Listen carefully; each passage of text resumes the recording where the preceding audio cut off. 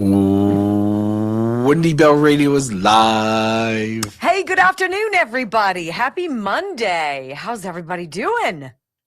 It is one of those super rare days in Pittsburgh, Pennsylvania, where there, at least for a little bit, there were no clouds in the sky. It was actually a blue sky. I know. The fourth cloudiest city in America. Is it the fourth? Yeah. Why did I think it was like the second? No, I don't think so. I think you've got the Pacific Northwest over there. When I was in Seattle, I went on this like boat cruise, and they said that Seattle was the rainiest, and they said Pittsburgh was like number 2. What year was that? 2000. What's that? I'm sure it's totally still exactly the same. Well, global warming hits everywhere. It's exactly right. Exactly right. Well played. Global warming. Okay, I want to tell you guys, we have Lean back, Brickhouse Nutrition. I'm going to lobby my friends at Rumble because we're going to start doing Field of Greens again, whether they want me to or not. I have reincorporated Field of Greens into my life, and I'm going to drop it on you guys today. But anyway, I want to tell you about Lean because this is Brickhouse Nutrition's offering. This is like their most popular product, and for good reason, because a lot of people are worried about weight loss.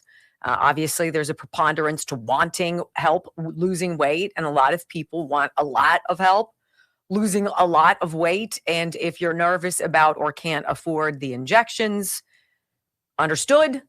This is a supplement for people who have quite a bit of weight loss that they want to accomplish. This is not for your muffin top, me, who can get a little squishy with too many IPAs and not enough sit-ups and salads. This is for somebody who's got 40, 50, 100 pounds. TakeLean.com is very interesting. The ingredients in this product have been shown to lower your blood sugar, burn fat by converting it into energy, and curbing your appetite and your cravings so you're not as hungry. That's the way it goes. TakeLean.com, throw in my name, you're going to get 20% off. Hover over that QR code. Look, a lot of people still don't know about QR codes, and I get it. Open up your camera so that you're aimed at it, and then a little yellow thing will get around it and touch it, and bada bang. Up comes the website, and the promo code is already baked into it. All right. TakeLean.com. You guys know how I love Brickhouse Nutrition. And so if they make it, I am very inclined to try it. So how was your weekend, Brock? What'd you do? You went to a gun bash. Thanks for reminding me I didn't win. You did not win anything, but Jolene got something. She won bourbon and some Johnny Cash bourbon and its Second Amendment shirt. So no firearms. What's that? No firearms. No, I won no firearms. How many do you suppose they gave away in the course of the day that you did not win? Hundreds? So, no, I don't know if it was hundreds. So every 15 minutes, they give away a minimum of one gun. At the 15 and the 10 or 10s and 20s, they give away 3 at a time. So you have 3 chances. When they had one, and you came up empty. Yes, they had this one, and the only way I could describe it was if you walked into my house uninvited and saw it, you would turn around and walk out because a hole was going through you or the door. That's how badass it looked. So I want to say, oh shucks, thank you to Rick in Grants Pass, Oregon, who obviously has had some fun with a laser printer. And he is doing these great sycamore laser is what he's called.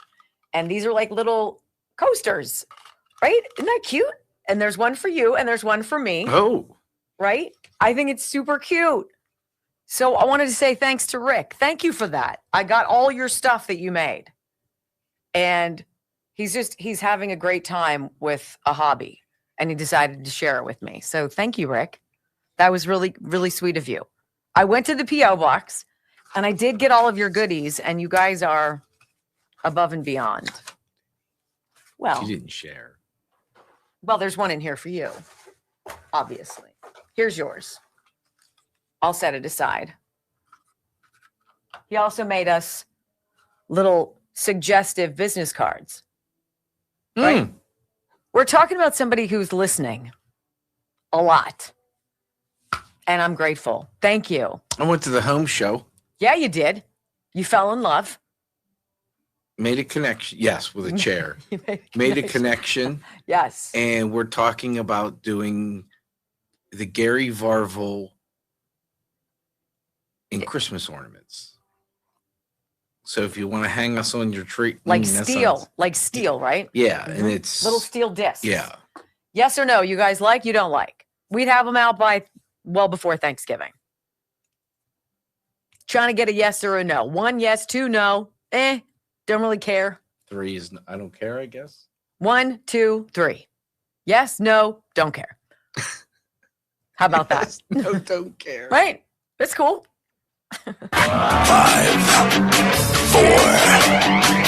3, 2, 1. Welcome to your daily dose of facts to fight off the liberal gaslighting.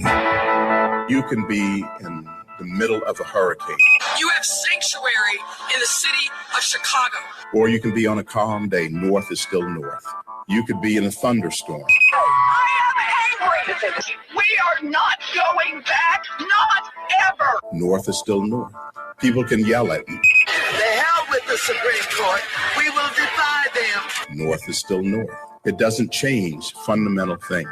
And in this business, right is still right, even if you stand by yourself. We don't get fooled again. No. Live across the fruited plain and from sea to shining sea, we're converting the Marxist left 1 hour at a time on the Wendy Bell radio program.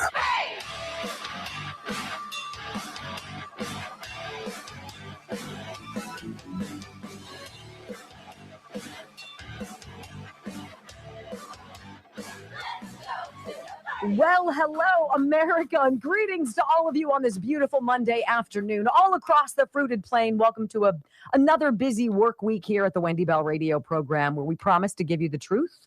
We promise to never deceive you or lie to you or try to guide you in a way that you don't want to go. We give you the information so that you can decide what you believe, and you get to make the best decisions for you and the people you love.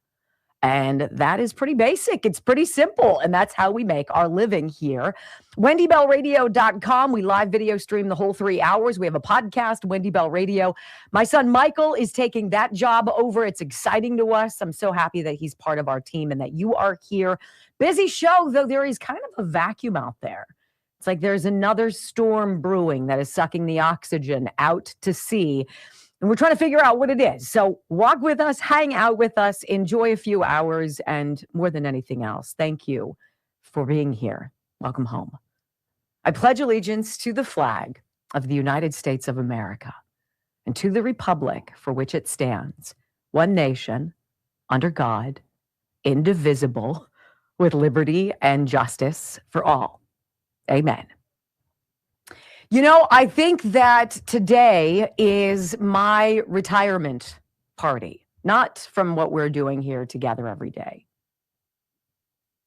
But it's the day that you don't think about that happens when you start dreaming about who you want to be and what you want to do with your life for a living. Whether you're one of those people who has to go to a trade school or has to go to college or I don't know, maybe has a family business that you work your way into. It's very unusual at the beginning of that career for you to consider the end of that career. And most of us don't look at the industry we're in, or we haven't, and considered how long it's really going to be viable because things are changing at such rapid speed. But I knew when I was a little girl, and we would come home, my mom and dad would be there, my dad would come home from work, and he and mom would go upstairs and he'd change into something comfortable and come downstairs from his suit. He'd make them martinis, and my mom and dad would sit there in their easy chairs. Janet and I, my sister and I, would be on the couch behind him. And every night, we watched the news. We watched the news from 5 until 6, the local news. We switched over to the national news at 6:30. Something happened at 6, I don't know what. maybe made dinner. And that's how it was. That was my childhood. It was so boring. It was so torturous. I was like, oh my gosh, sitting there with my sister, our eyes glazing over. I'm like, why are we watching this awful stuff? It's terrible. And then I said, I'm going to do it better. My parents were like, okay, honey, good luck with that. And the seed was planted. I wanted to be a journalist. I wanted to be a reporter. I wanted to tell the news. I wanted to go out there. I wanted to be in the thick of it. I wanted to know the truth. And so I went to college and I went to graduate school and I worked my way in and I did what I did and I got very, very good at it. And I enjoyed my field for a long time until I didn't. And that day happens to a lot of us.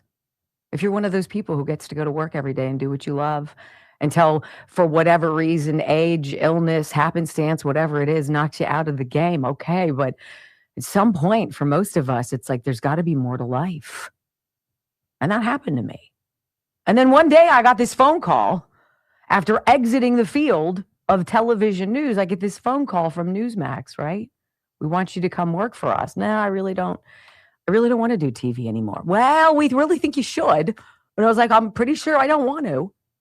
And they made me an offer I couldn't refuse.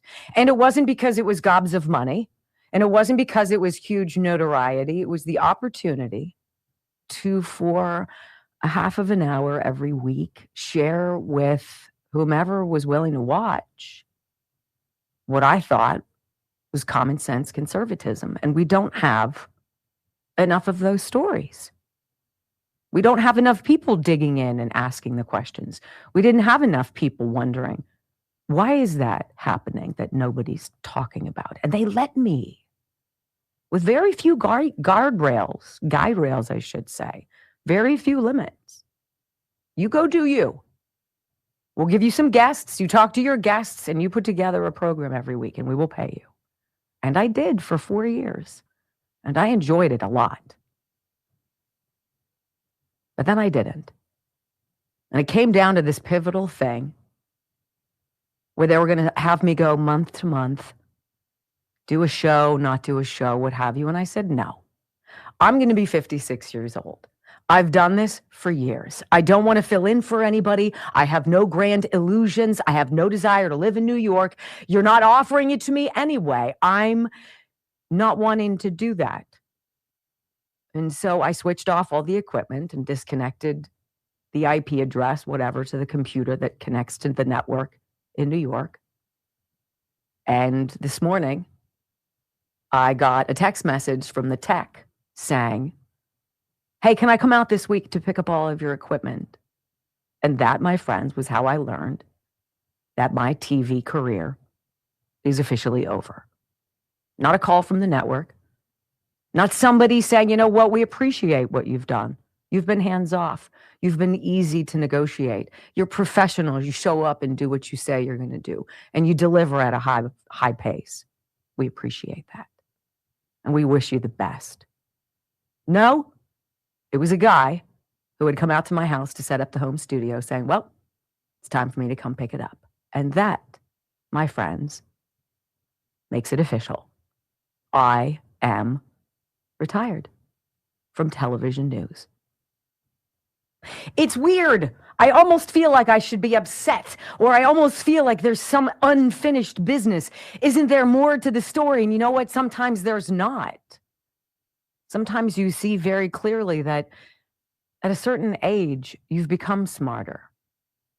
You're willing to play fewer games. You're not interested in the rat race. And you really don't want to be told what to do or how to do it. And that moment has come. I'm grateful. I am not sad, but it's odd. Because that little girl sitting on the couch as her mom and dad were drinking martinis, watching the evening news, almost 40 years ago, right? More than that, had a dream. And you know what? I realized it. Isn't that neat? So now what? You know what I get to do now? I have 2 months. 2 months to go with my twin sons before they go away, graduate from high school and go away to summer jobs. And when they're done with their summer jobs and come back to me, there'll be a hurry to pack their bags and go to college. And then it's over. And you know what I'm not going to be doing in the next 2 months? I'm not going to be worried about putting on a show or coming up with questions or writing scripts. I'm not going to be handling calls from producers or worrying about elements. I'm not going to have to worry about equipment that doesn't function correctly or about missing a deadline. I get to focus on what my number one greatest blessing in this world is, and that is to be their mom. I don't think the situation that we are going through collectively in this country is much different. I think a lot of us see what has been. We had high hopes for it. We voted for a lot of it. We were eager for it to succeed. And along the way, either we weren't paying enough attention or there were enough people to corrupt the system. And it changed. And so you and I got together and we decided no more. And we voted for a new age. We voted for that new hope. We voted for an end to the crazy, to the corruption, to the nonsense. And that's what we're getting. Look, it's a little awkward at first. You almost don't know what to do. But Donald Trump seems to. And what he sees is a planet that is free of terror, that doesn't have the drugs seeping into every crevice of our society and killing our people, where we carve out the people who have stolen from us and have laughed in our faces while cashing our checks. A system where we, the people, are finally once again the people who make the decisions. Look, I don't know about either transition, but it's something we all wanted. It's something we have to fight for. It's something we can't expect one man or one administration to do on their own. So, hello to my new future. I'm delighted to be sharing it with you. When we come back on the Wendy Bell radio program, Harry apparently is in the Trump train right now. Woo woo! He's going to hate Trump by Wednesday. But today, he's got a new poll out that says, woo boy, the people who like what Trump is doing in Iran, a very specific group, next on the Wendy Bell Radio Network. Oh, I have so many goodies to give or to show, and oh, it's so sweet. Can I please save this? Wendy and Brock, so nice. Okay. I'm going to do this at the half because it's just... You people are so nice. Knock it off. Okay. Let me tell you, who do I want to tell you guys about? Oh, Ghost Bed. So, you guys, how long has it been since you've been sleeping on the same mattress? Forever and a year, right? You know that it's true because it's not the thing that you want to go out and spend money on. Does anybody want to go out and spend a couple grand right now? Is there anything in your life that's worth spending a couple grand on right now? Hell yeah. And it's called your sleep. And so Ghostbed reached out to me, ghostbed.com/Wendy. You're going to get a nice discount in addition to their already lowest of the season prices. They're going to give you a 101 night sleep guarantee. Toss and turn, you won't, but sleep on it. Roll around on it. Go spread eagle on it. Go on your belly, on your side, whatever. Try out their mattress. Fall in love with falling asleep again and waking up feeling good. You don't get all hot, right? You don't wake up all sore. It's kind of like the guy who invented it, who builds everything in America, by the way, is a guy who had 3 neck surgeries because he did. Ghostbed.com/Wendy. 101 nights. It's completely revolutionary and it will change the way you feel. And if it doesn't, they'll give you your money back. Okie dokie? Okie dokie. All right.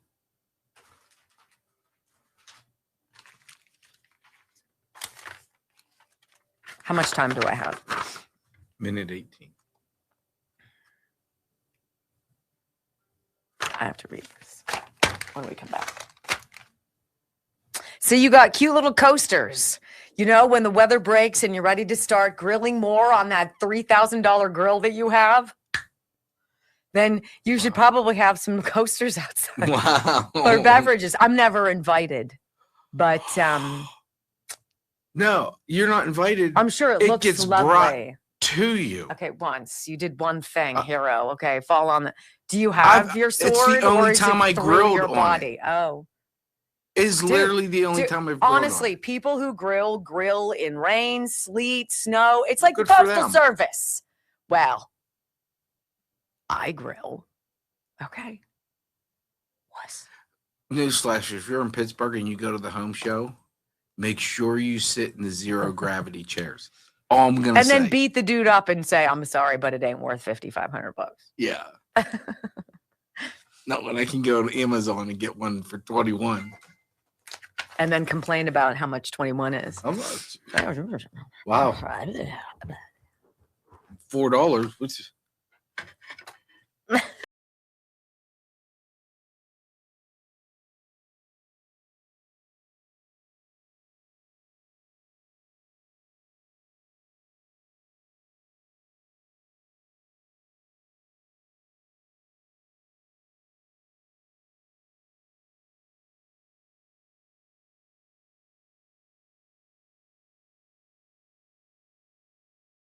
Secretary of War Pete Hegseth over the weekend. And you have this very similar, calm, focused, steely resolve, victory champion warrior ethos mentality. It's totally what it is. The warrior ethos, if you think about it, it literally is a code of conduct. There is a way you go to war. There is a way to fight an enemy, and doing it with class and with high standards. And it seems kind of odd. But we're going to delve into that a little bit more during the course of today's program. This whole idea that to be a professional and successful combatant, you got to emphasize courage and honor and selflessness and an unwavering commitment to the overall goal, which is victory. And the overall goal of this administration is victory, not just for the Americas, but for the entire world. It truly is baffling to hear these people on the left squawk about us going to this Operation Epic Fury and being upset about it. How many more people need to die? How many more people need to be terrorized? How many more people need to live in fear? That's not peace. That's not life. That's not living. No matter where you live. And it's interesting, Harry Enton was at the wall, kind of flapping around, and I wasn't expecting this, but he's talking about a new Fox News poll, one in the last several days. New to me, I hadn't really paid attention to it. And I'm going to read you some of the details here in just a second, but it's very interesting. Because when you ask, depending on how you ask your questions, most people will kind of be split. Do you think we had a reason to go into Iran or not? And it's sort of 50-50. Well, it's based on what you know. But when you ask the military, when you ask military veterans, men and women who've been there, or men and women who dodged it because it didn't happen during their service, but who know people who got hurt or who died. Harry Enton says, look, polling across American veterans and their views of this president and his moves on the Middle East is absolutely 100% supportive. Well, not 100, but big. Listen. Overall, public, and those who are either currently or have served in the military. Take a look at this Fox News poll that came out during the past week. Net approval rating of the current U.S. military action against Iran. Look at that. Overall, Fox News shows a dead even split. But look at those who served in the military. Significantly higher support for the U.S. military action currently going on in Iran at plus 20 points. That should not be so much of a surprise because take a look at how they view Trump's foreign policy overall. Again, look at those who served in the U.S. military versus overall. If you look at Trump's foreign policy overall, the net approval rating on that per Fox News, those who served in the military, they like what's going on average. Look at that. The net approval rating plus 8 points for Trump's foreign policy. But look at those overall.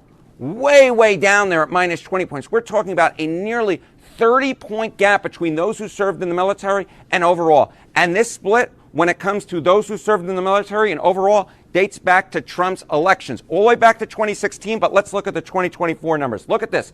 2024 results. Those who served in the military, Trump won them by, get this, 31 points. Kamala Harris actually won all other voters by 2 points. And that means, Johnny Berman, that means that Donald Trump only won in 2024 because of support from those who served in the military. So who do you trust more? Democrats, the media, people on Capitol Hill who've never done anything honestly to sacrifice or to put themselves in danger for the American people, or those who've been blown up, those who've been shot, those who know people who've died? I'm going to go with the people who are on the front lines, the United States military and the veterans who survived the battles that they put their hand on the Bible to volunteer for. And when the military veterans, people who know, say they support what this president does, that's it. That's game over. That's no more hand wringing. We don't need you to go out, Gallup. Hey, Reuters, Ipsos, ABC, New York Times, Washington Post. Nobody cares about your polls on this. This president working with Israel, and now other countries are coming forward, trying to help out a little bit. Too late there, Keir Starmer. We'll talk about you in a minute. Right? This president and this administration is doing the world a favor. And it's wild because I don't know how he's doing it. I don't know what Trump is doing, how he can manage this coalition of the Americas, this group of 17 countries coming together in the Western Hemisphere to say to the rest of the world, to say to Europe, look, you guys do you, but we're gonna get our ducks in a row over here. We're gonna build this golden dome. We're going to control shipping. We're going to make it peaceful. And if you'd like to cooperate with us, that's fantastic. If you'd like not to, you'll find out. This is exactly what this display is right now. Donald Trump is doing to Iran what he is saying to every other country. If you don't want to do business with the rest of the world, who want the same things we want, they want peace. They want the opportunity to do stuff, to make money, to support their families, to live happily, to buy stuff, to go places, to speak freely, to worship what they want, to not be browbeaten by some tyrannical religious zealot or zealotry that demands conformity. And you have Democrats who are howling that this campaign against Iran and the supreme leader and all of the nonsense and the reign of terror is a bridge too far. Well, you know, I'm not sorry to say I'm going to put my eggs in the veterans' basket. They've seen stuff. They've done stuff. They know. When we come back on the Wendy Bell radio program, the president announces the America's Counter Cartel Coalition. Wait, what's that? Yeah, that's everybody getting together and putting every drug dealer and cartel on blast. We're coming for you. Next. Okay, I have to show this to you. It's so cute. Dear Wendy and Brock, I've been a fan since September 2021. The facts and humor are the best. I sent you a pink t-shirt in April of 2022, and you read my note on the air. I still don't like technology. Love you guys, and I'm listening when I can. I don't always get it live, but I listen every day. I saw these earrings, and I said, yes, that is Wendy. Hope they will go with your mom's ring. I'm sure they aren't the most expensive, but I wanted to get you an early birthday present. I will be 75 in May, and I'm a great grandma twice. I'm very blessed. I lost my mom in 2001, and each time you talk about yours, I cry. So many questions not answered. I thank you and Brock for all you do. I would love a couple of hours to visit with you, but I know how busy you are, and I have and she says, I have lunch on my plate right now too. I've got much on my plate right now too.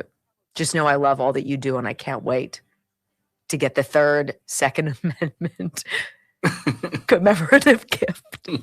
She's 75 and packing. I love it. I love it. Look at what she sent me. So you know the ring. I've shared with you my mom's ring, right? How cute is this? They're like little. Oh, wow. They look almost Yes. identical. Where? I wish I had my scissors. Where did I put my stupid scissors? Damn it. Look at that.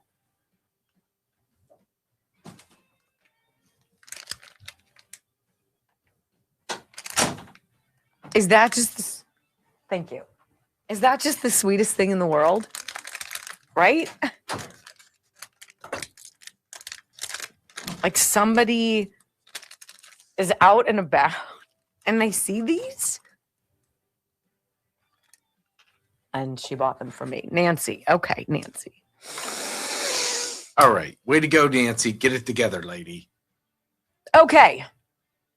So I have a 1 or 2 question for everyone. Very important. I'm connected to the Wendy Bell Radio Amazon account. Would it be wrong of me to change the shipping to my house? But, like 1, That's such bullcrap. yes, you should, or 2, no, you shouldn't. Nancy, I take the flags out for no one. Okay, let's see how everybody's answering. On 1s. That's such bullcrap. 2. Right? Oh, it's Darius. How about That and how about 3 if you just think he's a tool for even suggesting it? Right? Okay. Thank you, Nancy. Amanda, I missed the poll. Just hit 1, Amanda. No, she's smart. She knows better. She knows that you're conniving. What? You're conniving for pain-free life. I get it. All right. Thank you. I love it. Okay. That was just the sweetest thing. Okay. I want to tell you guys about what just came out? I want to tell you about Texas Bullion Exchange because, oh boy, when you call 855-927-5557 and you're like, look, Wendy's browbeaten me enough. I've got some money. It's sitting in my savings account. It's getting no return. And I want to get something for it. And she talks about gold and silver and platinum and palladium. And I know nothing about it. That's how my conversation with them went. I'm like, and go. And they did. And part of the beautiful stuff that I got with my first shipment was this beautiful Donald Trump. It's a silver coin. Hold on, it'll focus. It's a silver coin, but it's the president. It's in obsidian, which is derived from lava. And then it's a American flag that's on it. But the whole thing is pure silver. And this has a Republican, whatever thing at the end. Isn't that neat? This is one of those things. They only made what did I search? I think it's like 1,500 of these, 2,000 of these. And I got one of them just because of when I got in touch with wendylovesgold.com. These people are great. And then when you're like, I kind of like gold, but I don't have like a gold bar. Like that's a lot. And then they're like, that's okay. We'll send you baby bars. We'll send you little baby bars. And that's what these are. Baby gold bars. Each one with a stamp of Queen Elizabeth. You can see the maple leaf. These are from Canada. And then they're like, I know that you had baby bars, but we're going to give you more baby bars. Isn't that neat? This is how they come. This is how it comes. So that's pure gold right there. I'm telling you. So you don't have to be a gazillionaire, but that's what it's like. WendyLovesGold.com. Tell them that you want some baby bars. Be like, I saw Wendy's baby gold bars. I'd like some of those. And they'll be like, absolutely, if they still have them. Sassy. 855-927-5557. I love them. They're so great. Did you know that they sponsor both this program and the podcast? And we have an extra spot podcast. Remember, this is like almost 8 million people have downloaded it. So if you know somebody who wants to be a part of our podcast sponsorship crew, let me know. WendyBellRadio@gmail.com. How are you liking that, Brock? There you go.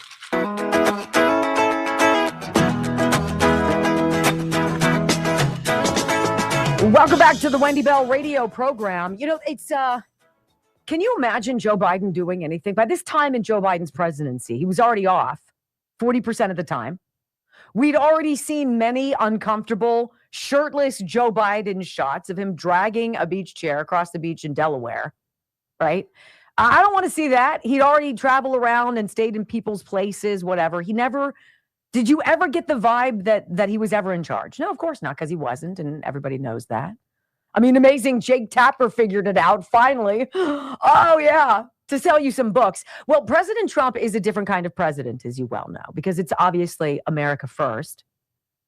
But he understands how America first kind of bleeds off into all the other parts of the planet.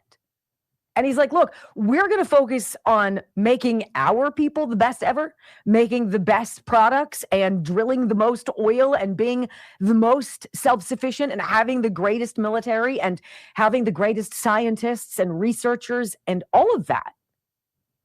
But we don't want to exclude you.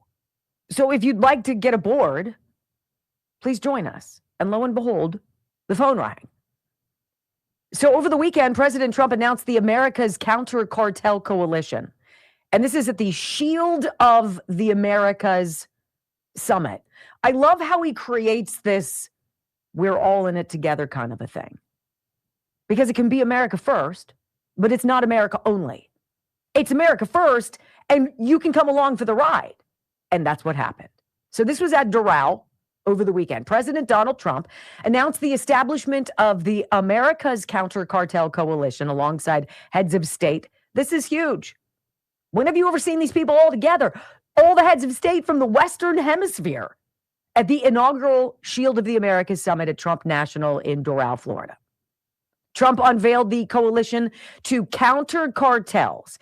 And he said this at the very beginning of his remarks as he welcomed the leaders of 17 countries. And he put the world's drug cartels on notice. We will find you and we will kill you, period. But on this historic day, we come together to announce a brand new military coalition to eradicate the criminal cartels plaguing our region.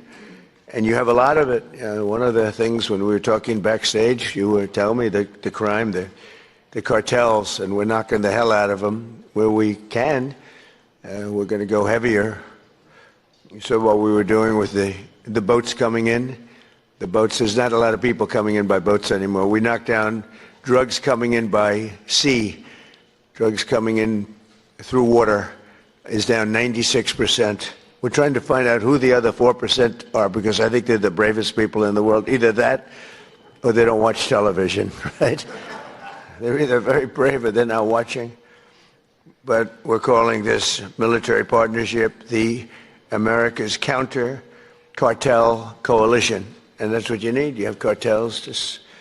They seem to grow in this region unbelievably rapidly. It has to do with drugs largely. Earlier this week here in Miami, Secretary of War Pete Hegseth, who's right here. Pete, you are fantastic, doing a great job. We're proud of you. And representatives of 17 different nations formally entered this new alliance. The heart of our agreement is a commitment to using lethal military force to destroy the sinister cartels and terrorist networks once and for all. We'll get rid of them. We'll get rid of them. We're going to kill you. We're going to use lethal force. That's it. We're not playing games. This isn't negotiation. We've told you. We've told you repeatedly. We've asked for help. You're not getting the message. Therefore, you will die. Got it? I got it pretty clearly.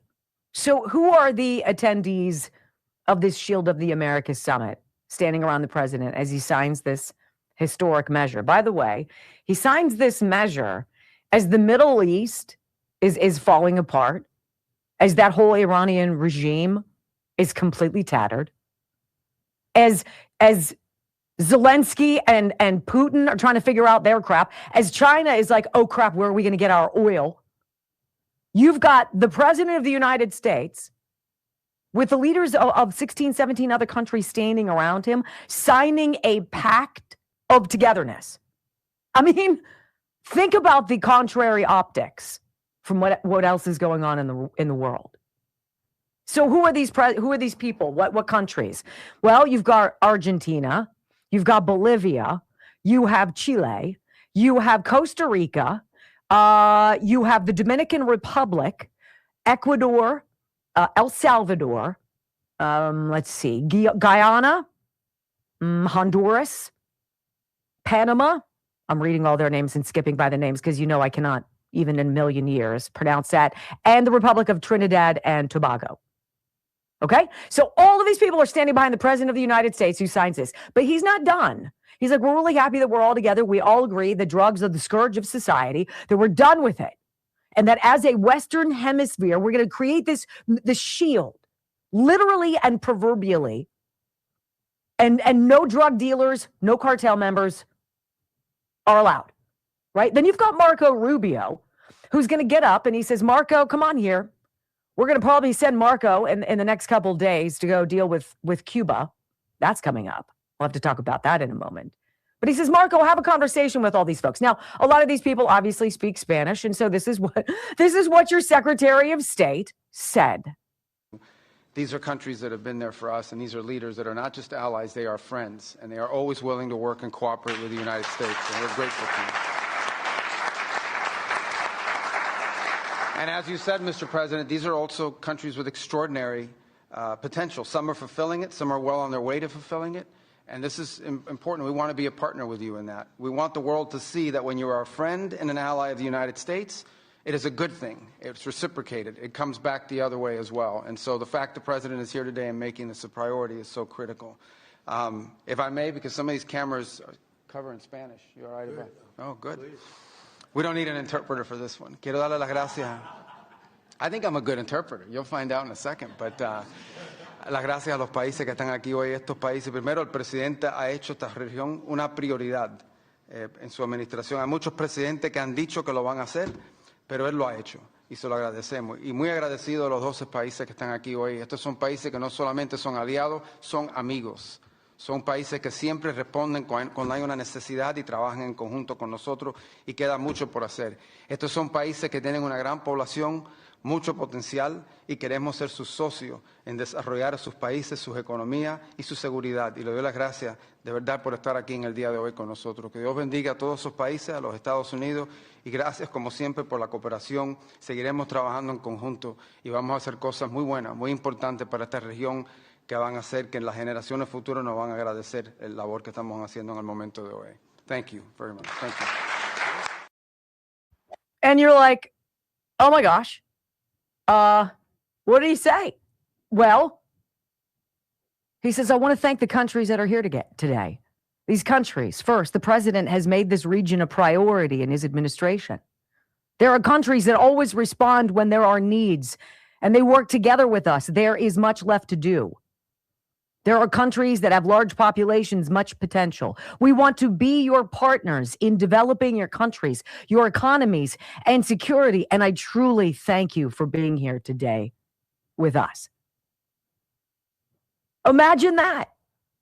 When have you heard that? When have all of these other countries that speak Spanish come together with a Secretary of State who's poised to down the road being a phenomenal president? Spoken to them in their language.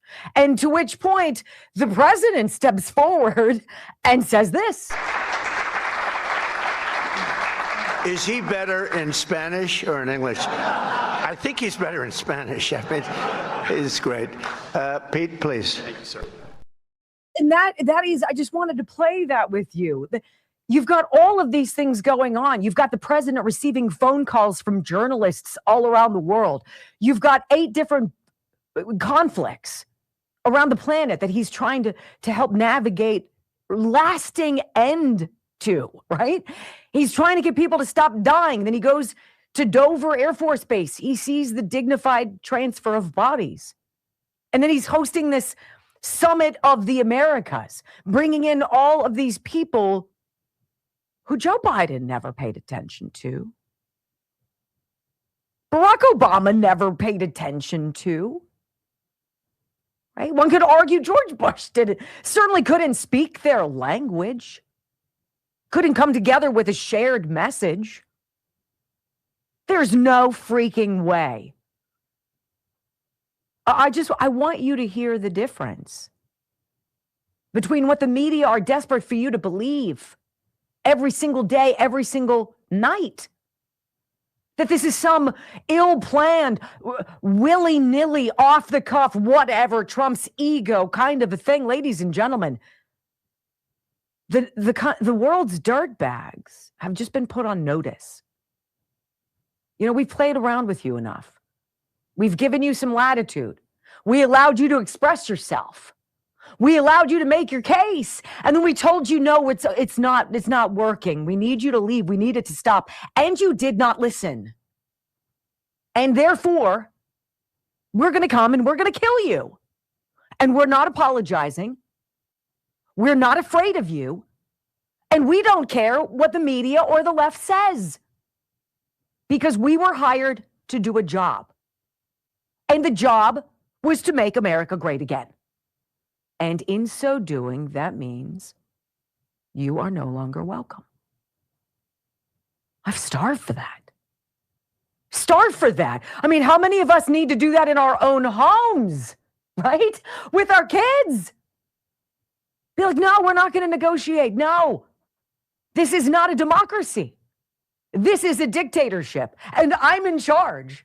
And you'd better figure that out.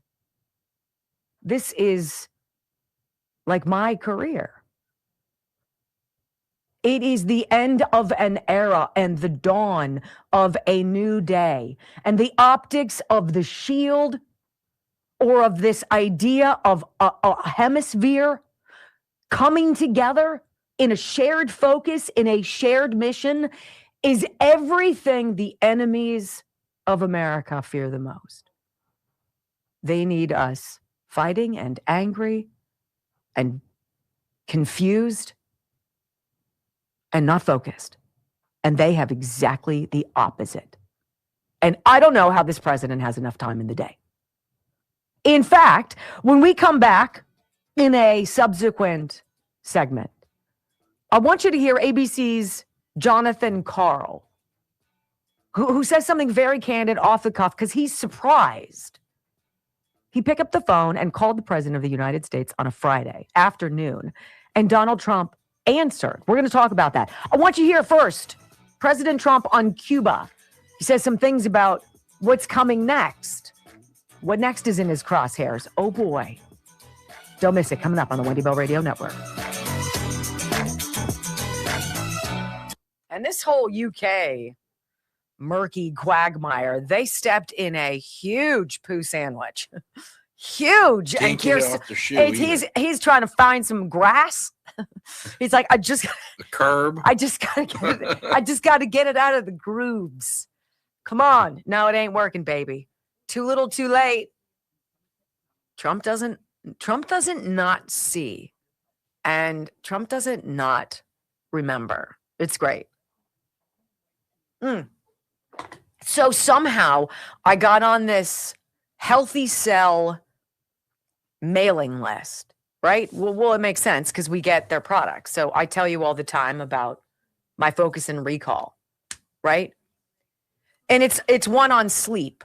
And I want to pull it up for you. I'm sure I can find it. Let me see. Healthy Cell. And it's super interesting because it asks you these questions about how well you sleep. Do you feel this way? Do you feel that way? And I was like, yes. And it says, let's see. Here we go. Easy. Cheers to good sleep. This is what they say. And this is this formula, REM sleep. All right. This is the one that this particular email is sending me about. And it's brilliant. All right. Why REM sleep? Fall asleep faster, stay asleep, wake up refreshed and energized, and it supports all 4 stages of sleep. I didn't know there were four, but okay.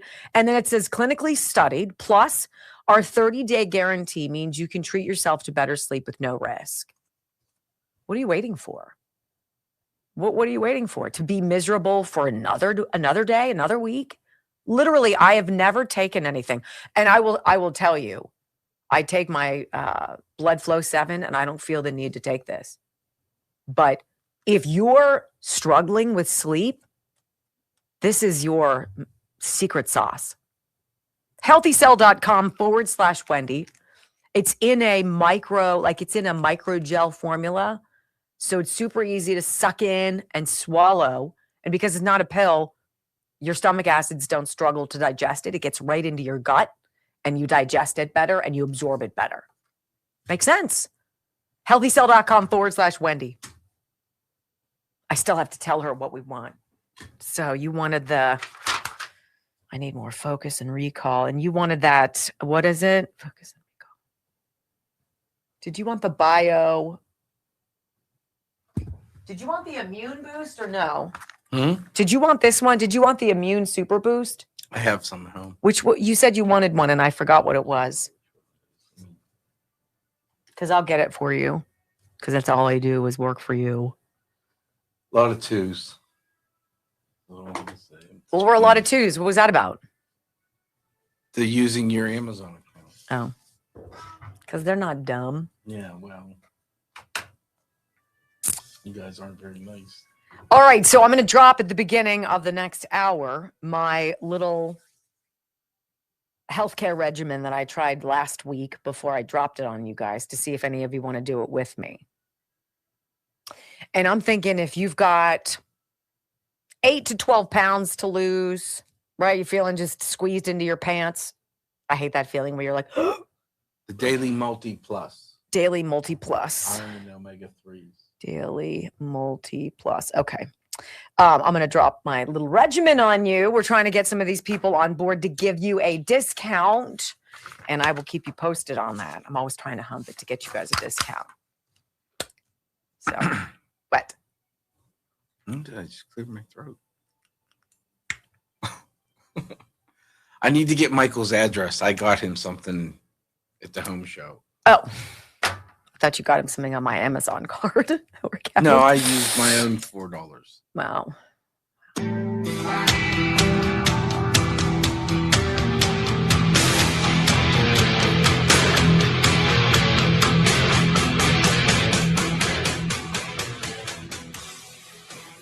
Welcome back to the Wendy Bell radio program. I'm going to throw Brock a little upside down here. Brock, if you can line up Caroline Levitt's soundbite for me. I want to hop on this because I got a little long in the first segment.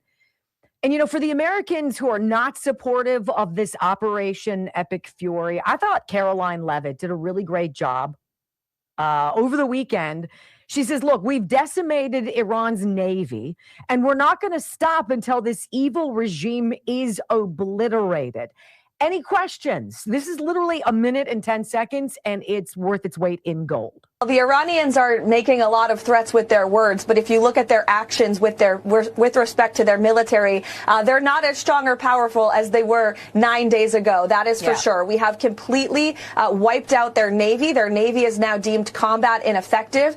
Their retaliatory strikes with ballistic missiles has decreased 90%. And as their attacks are decreasing, the power and prowess of the U.S. military is increasing. And so we are going to continue to completely obliterate the rogue Iranian regime and ensure that they can never possess a nuclear weapon, that their ballistic missiles can no longer threaten U.S. personnel and our assets in the region. And the mere fact that Iran is now pointing their capabilities at their Gulf partners in the region who have tried to remain neutral and at peace with them for many years, they're targeting civilians. It just underscores the point that this operation was necessary, not just to protect the American people and our assets and troops and bases in the region, but also to ensure a truly safe and prosperous Middle East for the rest of the world. And President Trump is the first president in nearly 5 decades to actually have the courage to do this, and he should be commended for it.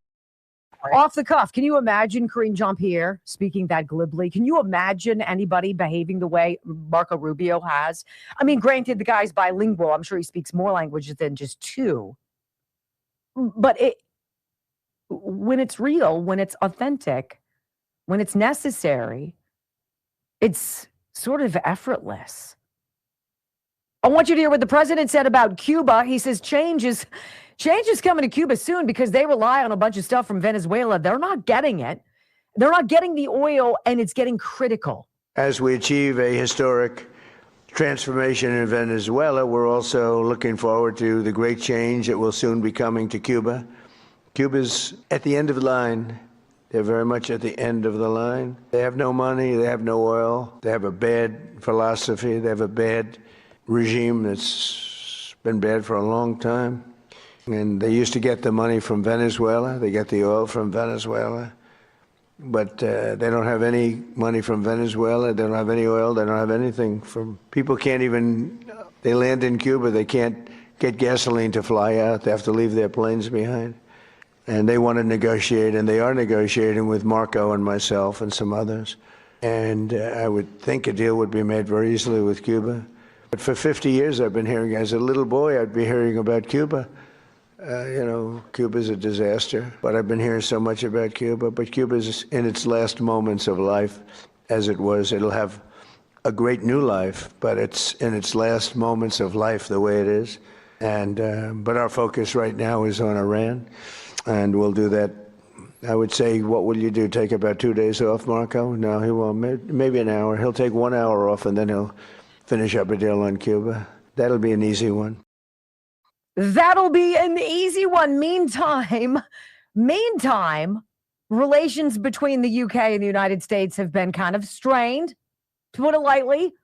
The latest mess coming about when Prime Minister Keir Starmer refused to let the American military use Britain's air bases during this Operation Epic Fury. Once the battle was well underway and long after it had become clear that America was dominating Iran, Starmer then finally relented to allow our bombers to use key strategic airfields for defensive purposes. That's wow. Saturday, even as the U.S.-Israeli airstrikes continued relentlessly, took time out of his busy day to put Starmer on notice that his lack of loyalty had not gone unnoticed and certainly would not be forgotten. I mean, can you imagine receiving this from the President of the United States? He truthed out, the United Kingdom, once our great ally, maybe the greatest of them all, is finally giving serious thought to sending 2 aircraft carriers to the Middle East. That's okay, Prime Minister Starmer. We don't need them any longer, but we will remember. We don't need people that join wars after we've already won. What? I'd be like, yeah, I'm not so sure that was the greatest play there, Keir. The full text of the post says it all in under 100 words. We don't need people that join wars after we've already won. What did Trump just say about Cuba? Cuba is on its last legs. Cuba is not going to be able to survive this current iteration. It's going to get fixed. We're going to fix it. We're not going to install somebody, but we do have to approve of what you're doing. Because you can't be trusted. Because Venezuela can't be trusted. Because Iran can't be trusted. Because they've proven again and again. And now the UK can't be trusted. Hour number 2 of the Wendy Bell Radio program is on deck. Okay, you got to be kidding me. The BBC already facing a $10 billion lawsuit from the president for selectively editing his lip speech. Now mistranslates the Secretary of War, and it wasn't like a minor oopsies either. Next. It's crazy. Okay. You guys ready? All right. First of all, how are we doing with the Rumbles? We should be at 2 at a minimum, and we're not even close. Can we please get 270 people to at least get us to the 2,000 Rumble mark? That would be fantastic. And that's just hitting that little thumbs up button underneath the video. And then if you could help us, I think to hit 10,000 or 100,000 Rumble followers, and we're doing this person by person, day by day, we need something like 113 new follows a day. So if you wouldn't mind just clicking that little button that says follow, that would be huge. And look, I looked at the leaderboard. We don't get any kind of network love. There's nobody bumping us. I'm not getting boosted every day. This is as grassroots as it gets. And that's because of you guys. And we love you. All right. So that was 100. Thank you. 170 more. That's all I need. All right. So I was saying to my husband the other night, Well, it was about a month ago. I'm like, I'm tired of feeling like I've got this extra 6, 7, 8 pounds. And 8 would be a lot. 6 or 7 pounds for me through menopause on a person my size. It's uncomfortable. And it made me feel not so good. And so I said, you know what? I'm going to stop eating after 7 p.m. I am a late night muncher. I like eating salty snacks, pretzels or peanuts or whatever, and Pringles by the whatever, popcorn. And I'm like, all right, no more late night snacking. I'm not going to drink beer during the week. I'm going to eat sensible meals, and I'm going to up my water intake. And when I up my water intake, I can also up what I put in my water. So item number 1 that I'm doing, and by the way, I lost 4 pounds last week doing this. All right. So 4 pounds. So I start with Blood Flow 7. If you don't have nitric oxide, if your blood is not flowing to the degree that it should be, you simply do not have the stamina and the strength and the determination to get through. I'm just going to say, I took a walk in the woods this weekend with Murphy, and there's another steep uphill that I have to get to get back to where I'm going. And normally I'm like, whew, and I like, my hands are on my side, and I'm like, holy cow. Cause it's like, this isn't just a slow grade. It's a significant climb uphill. And I made it all the way through. My heart was pounding and I was breathing heavy, but I wasn't bushed. I could have kept going much longer. That's Blood Flow 7. I'm just going to tell you, at 55, I wish I had found this 15 years ago. Bloodflow7.com/Wendy. Wendy30 is the promo code. Brock takes the one that's for men. It's got the testosterone stuff, not stuff, but it's for men, right? It's called Alpha Gold Male. Same as this, but different. It made no sense, but I know you're tracking me. Wendy30 is your promo code, or just go to bloodflow7.com/Wendy. And this is not expensive. I take 2 of these every day at the beginning of my day. I make my coffee and I take them immediately. They do not make you weird without food. There's no weird queasiness, no problem whatsoever for me taking it without food. It is out of the gate the first thing that I do. Bloodflow7.com/Wendy. And again, Brock is taking the Alpha Gold Male, and they have a little package, a little bundle, one of each on the website that you can get. Again, Wendy30 for the promo code. Okay. Now, again, right, we're not eating junky food and not drinking, and I could do that. I could pass on the beer. I found out it wasn't really the beer. It wasn't the beer. I think it's the late night snacking, and it's not drinking enough water. That I can tell you. This isn't working. Brock broke my new thing. How did I break it? I don't know. Oh, so it is working. I don't know, kind of. You know what I was thinking yesterday? No, I don't. Well, the foot thing was going. Yeah. On the chair that you're lying in. Okay, what's that? For people who have no idea what you're talking about, he went to the home show and got in one of those devices that gives you the full body massage. Or are you the foot massager? Okay. I just thought about it when I was in the chair. Oh, I'm sorry. Okay. They'll put the tulip bloom on, and then a sock, and then put tulip blooms, and put the sock on, and then put your foot in the foot massager. All right, I had to tell the guy to stop talking to me. I'm like, let me enjoy this. Stop talking. I need you to stop flapping your lips. All right, so yes, tulip blooms. And we're going to have them put together a package, I think, of my favorite things, maybe to have in time for, let's say, Mother's Day. Okay? So they don't know that yet. They don't know that. So tulipblooms.shop/Wendy. Look, we have very limited space for sponsors. If I don't love it, I don't want it. I love it. He loves it. This is the velour massaging oil. Now, I'm not giving myself a massage, but I am moisturizing my skin with it. And if you have dry, calloused feet, if your hands crack, if your cuticles are all peely, and dry and hard and bleh. A squirt of this. Give it about 5 minutes. Let it absorb into your hands, and then there's no greasy feel. And then you're just like moisturized. And Brock, You talk won't to be me. able to stop rubbing your hands together. To be honest. It feels that good. tulipblooms.shop/Wendy. This is a game changer. And I want one in my house. I want one here. I want one in my car. And I've used this company's products now since August. And I'm all in. tulipblooms.shop/Wendy. No. Yeah. And use my name. I think it's a / isn't it? Yes. And go to the soothe button and drop it down. You'll find the oil there.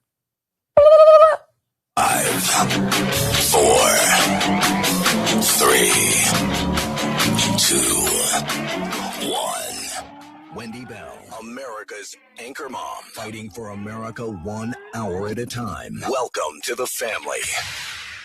We're going to win so much. We're going to win at every level.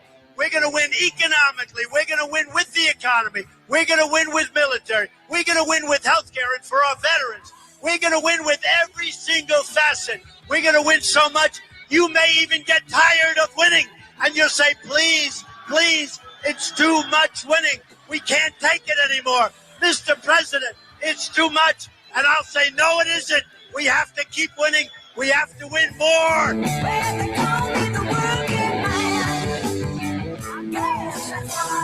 We're going to win more. 3 hours of bold truth and excellence. You've just signed up for the WBR Army. Strap in. This is the Wendy Bell radio program.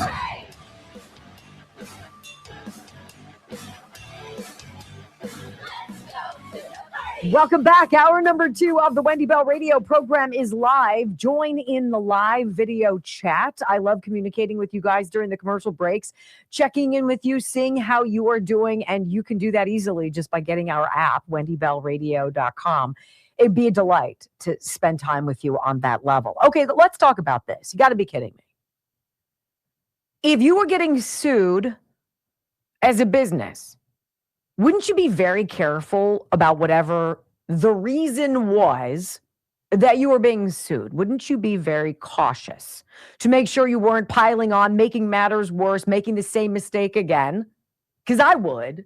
But if I was the BBC, right, I wouldn't have selectively edited President Trump's January 6 conversations before everybody went to the Capitol building that day. I wouldn't be getting sued for $10 billion. And I sure as hell wouldn't be in this mess. Did you guys hear about this? The BBC, once again, facing backlash, this time after altering Secretary of War Pete Hegseth's speech. Like, this is months after this $10 billion lawsuit. They misinterpreted something that Pete Hegseth said. Now, it wasn't just, he said the and not that. No. When you say death to Iran, like death to the structure, death to the Ayatollah, death to the regime, death to the death squads, that's different than saying death to the Iranian people. And there was that oopsies. Oh, yeah, I think we did it wrong. Well, let's get you the story from GB News, GreatBritainNews.com. It's ridiculous. The BBC has been accused of mistranslating remarks by Pete Hegseth about the conflict in Iran after a speech was altered in a way that suggested the United States was targeting the Iranian people. That's kind of a big one, right? We're going to kill the Iranian regime versus we're going to kill the Iranian people. I'm going to go with it's two totally different interpretations, right? BBC Persian, which broadcasts to audiences inside Iran, translated comments by the U.S. Defense Secretary as saying Washington was bringing death to the Iranian people. Oops. However, Mr. Hegseth had in fact referred to the Iranian regime as the target, not the people. The regime. The error was quickly highlighted by pro-Israel media campaigners. I don't even know what that means, who argued it raised questions about the BBC's impartiality. Brock, I don't know. Are we on the same page? Are there questions about the BBC's impartiality, or do we all agree that they're biased as stones? Well, I believe they took money from Bill Gates Foundation. So Well, I'm going to say they're probably not impartial. Yes. Not impartial. Bing, bing, bing, bing. Good answer. So the dispute threatens to place the BBC on yet another collision course with President Trump, who last year launched that $10 billion lawsuit against the broadcaster after the Telegraph revealed a speech of his had been edited in a way that appeared to suggest Trump was encouraging the Capitol Hill riot. Right? See, even if he doesn't say it, they manipulate it to make it sound like he does. If he doesn't take action against people who threaten the interests and the well-being of America, he gets criticized. But if he goes on the offensive and then takes them out in feats of stealth and strength, then he gets criticized for that. It's sort of like, I can't win. Well, it certainly is exacerbated when you have a major media outlet, a major voice, whether they mean to or not, make mistakes like this. Mr. Trump has repeatedly defended the ongoing conflict in the Middle East by arguing that Iran's leadership, rather than its citizens, pose a direct threat to the United States national security, pointing to years of chance of death to America from Tehran's rulers. However, when the BBC aired Mr. Hegseth's address from the Pentagon live on Monday, BBC Persian translated the word regime as mardum, the Persian term for people. The broadcaster later issued a correction. Oh, yeah, sorry about that. We didn't mean to. It was an honest mistake. I'm sorry, we pissed off a lot of people? Oh, well, that's a shame. The translation quickly sparked criticism online from some Iranians who accused the BBC of blurring the distinction between ordinary citizens and the country's ruling authorities and of altering the meaning of Mr. Hegseth's remarks. I'm sorry, but we've been down this road before. I'm going to go with, it was human error. Isn't going to sell it for me. No. Right? Well, this doesn't need any translating because it just needs to be covered by the media. Did you guys see this story? We're told time and again, Trump is a dictator, Trump is a king. Dictators and kings rule and install their own monarchs or what have you.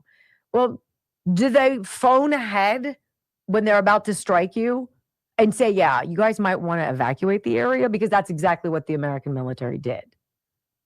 So you guys see the video of the American submarine as it's out in international waters with the periscope on. It's like boop, boop, boop, boop. And it's like zeroing in. And what's that in the distance? The fuzzy horizon. Oh, that's a giant Iranian warship.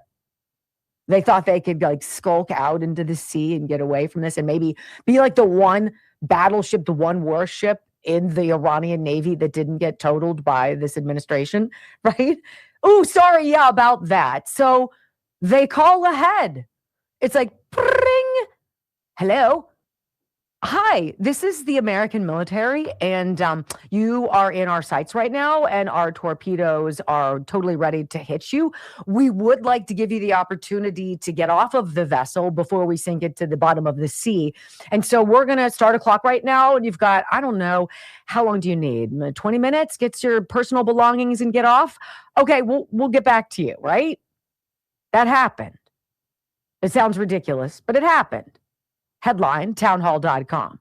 This new report destroys the leftist narrative on the Iranian ship sinking.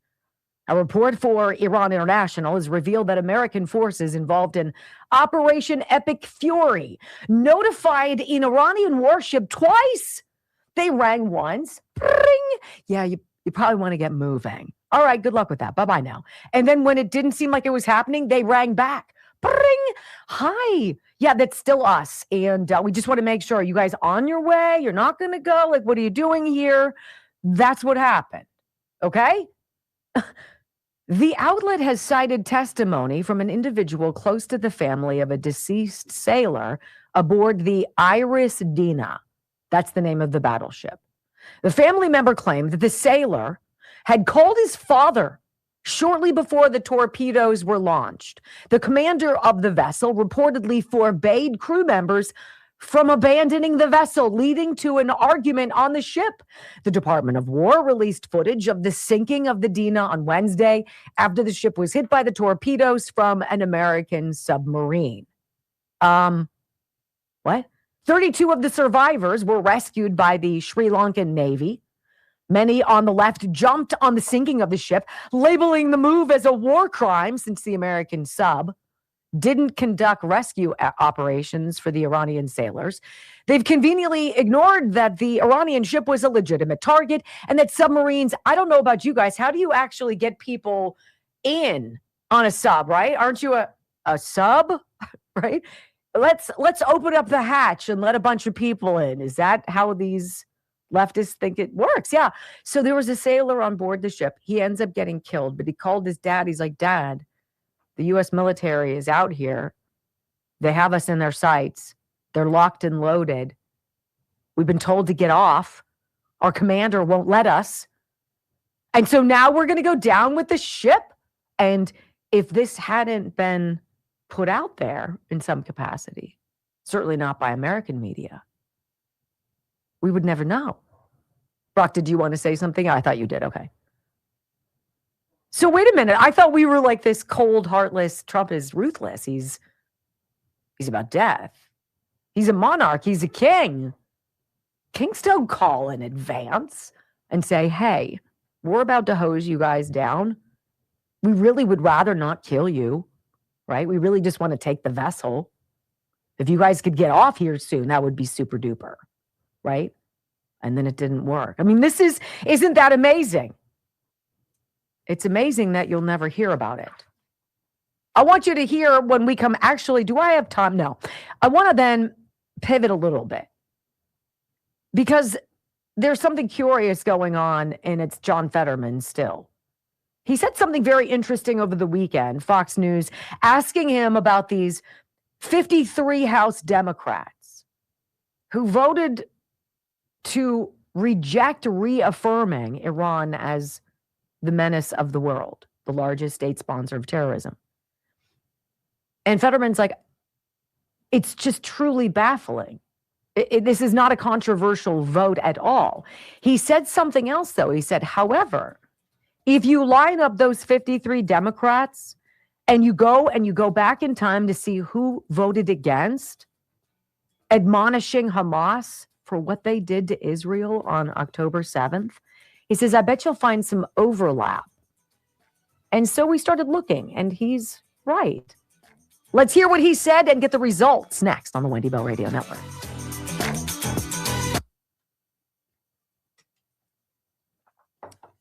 He's like the one who can't be, he can't be coerced, controlled, managed, right? And one would imagine somebody who's battling depression, who's got some health problems that certainly don't help him, right? He was at Walter Reed and had a stroke and all this stuff. He has a defibrillator. He's not healthy, but seems to be the most mentally with it guy there. It's kind of crazy. Thomas Massie, by the way, voted alongside those 53 House Democrats. So riddle me that. Okay, so after I have my blood flow 7, then we come here and we have a drink. And it's Dr. Gundry's MCT Wellness. This is another dietary supplement. This is another one of those products that offers to do something very pivotal, but it does something that's unique. It tastes good. Like you legitimately want it. You're like, I could go for something a little bit sweet right now with a little bit of tang. So this is the powder. It's called MCT Wellness. And this is Dr. Gundry's method of losing 70 pounds, which is just totally baffling. How is it that you can drink this a couple times a day? I drink it once a day, and I've been putting collagen in it. And I'm going to talk to you guys more, hopefully later in the week, about the collagen, because I think that's a very pivotal part of this whole thing that I'm trying to do, especially after the age of 50, the depletion of collagen in your body. It has a lot to do with, how you get that crepey looking skin on your arms. I'm like, what's that? Can you take that away? Collagen can help with that. So we're going to talk about that because I've got that factoring in. But this is what I drink here then, okay? MCT Wellness, thehealthyfat.com/Wendy is how you find it. Thehealthyfat.com/Wendy. There's a video. Watch the video. You learn a lot from the video. And then there's a nice discount at the end of it for you. None of these things breaks the bank. This is going to last you 6 weeks, right? And it's going to be a meal substitute. So maybe lunch, you skip lunch, maybe eat a sensible breakfast, drink that with water and enjoy that. Don't eat lunch. And it's going to keep you full feeling 4 to 5 hours. Game changer. Total game changer. Thehealthyfat.com/Wendy. Oh, yeah. It works. I've been on the wrong page this whole afternoon. Wow. I'm trying. I'm failing. All right, who else can I talk about? We got all sorts of lovely things.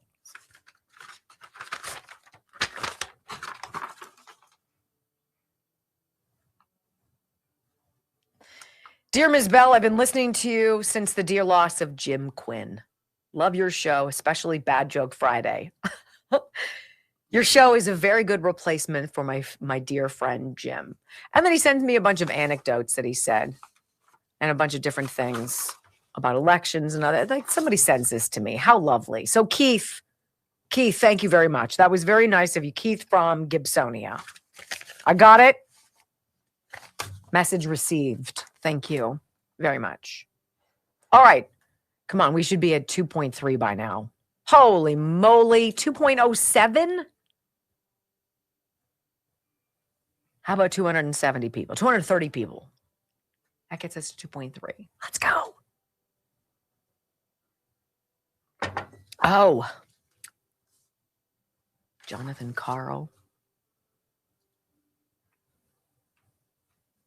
I'll have to go in a good clip here.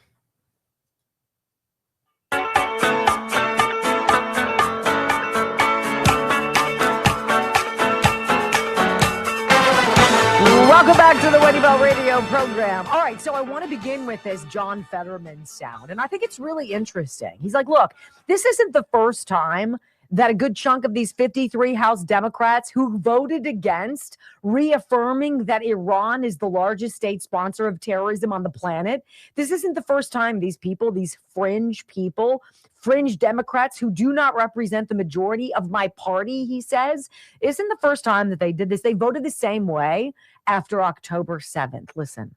I mean, if you look at the same list, that was it's the same part of the same list that refused to condemn Hamas after 10/7. So I mean, that's part of our party, and that 53, that's almost 25% of Democrats in the House that can't just call Iran as the world's biggest terrorism underwriter. That's where our party's been heading now. And now anti-Israel, that's part of the ongoing conversation. I can't imagine why you wouldn't just identify that what Iran is, and we all agree. And we all agree. I don't disagree with you, Senator. So how about those House members that voted both against admonishing Hamas and calling Iran out for what it is? Alexandria Ocasio-Cortez. Remember that when people are like, she should run for president. Be like, are you insane? Ilhan Omar, Rashida Tlaib, Al Green, Al, Summer Lee, Andre Carson, and Delia Ramirez. Enemies of the people. Enemies of America. That's how I look at it. I want you to hear Jonathan Carl. Jonathan Carl, ABC News, calls President Trump on Friday. I don't know how they have his cell phone number, but they do. And he was not expecting what happened. Listen. I've covered 5 different presidents. I have never seen one other than Donald Trump who regularly takes phone calls from reporters. So I thought I would talk a little bit about that. I've spoken to him over the phone 3 times since the military operation, the war against Iran started. In each of those cases, I simply called him and he answered. Some of the conversations are short. Some of them can be quite lengthy. I talked to him today during the middle of the afternoon, and the call lasted for about 20 minutes. When I called, I was actually calling to ask him because if he was firing Kristi Noem, because ABC News was about to report that had happened. And it turned out that he was, as I was talking to him, reviewing the statement that he would put out saying that she was leaving office.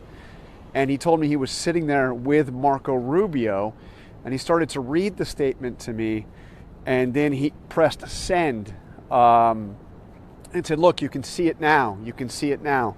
And sure enough, while we were talking, it appeared on Truth Social, him saying that Kristi Noem was leaving and being replaced by Mark Wayne Mullen. The conversation then turned to Iran, obviously, the really big story and major decision which may define not just his presidency, but his entire political career. And I have to say, he just sounded incredibly triumphant. Jonathan Karl almost numb. Do you think Joe Biden would take his call? Do you think Joe Biden knew how to open up his phone? Right? And Jonathan Karl's like, this is the third time I've talked to him. I call and he answers. It's the weirdest thing. And he's almost like starstruck, like, holy cow, the leader of the free world. He's got the Secretary of State next to him and he's taking my phone call. We're talking for 20 minutes. Like, what? And then it's almost like he got that frying pan to the head and he's like, oh, wait a minute. I'm supposed to be, the deep state is expecting me to say he's an egoist, that he's this big turd and all this. I better change tack a little bit. And that's what he does. Listen. He said to me, they're calling me the GOAT, greatest of all time. And he asked me, and this is one of the unusual things. He asked me if I thought it was impressive, meaning the war. He said, what do you think of the performance? He clearly feels that he is a president right now that is almost unlimited in his power. And he feels that he can do no wrong. And he told me, well, in the first term, I built the military. In my second term, I am using it. But again, the conversation goes on, and it's in the middle of the day, in the middle of the war. He had just fired his Secretary of Homeland Security, just replaced her, and he's available and talking about it. It's very unique. Let's just say it that way. It's a very unique situation. Yeah, that's what I said in hour number one. I don't know how he does it. How does he have this summit of the Americas? How is he going after Iran? How is he trying to make peace with Zelensky and Putin? How is he putting the squeeze to China? How is he looking at Cuba? How is he trying to go after Greenland? How is he building this golden dome? How is he drill, baby, drill? How is he bringing in all of this business? How is he getting all of this? How does he do it? And then he takes a phone call from freaking Jonathan Karl. Bring. Hello? Mr. President. Hi, John. What can I do for you? Like, what? It's crazy. Yeah, that's what I voted for. When we come back on the Wendy Bell radio program, my friends, Trump is way more of a strategist than the world thinks. I want to read an article to you that might prove it a little bit. Fascinating. Next on the Wendy Bell Radio Network.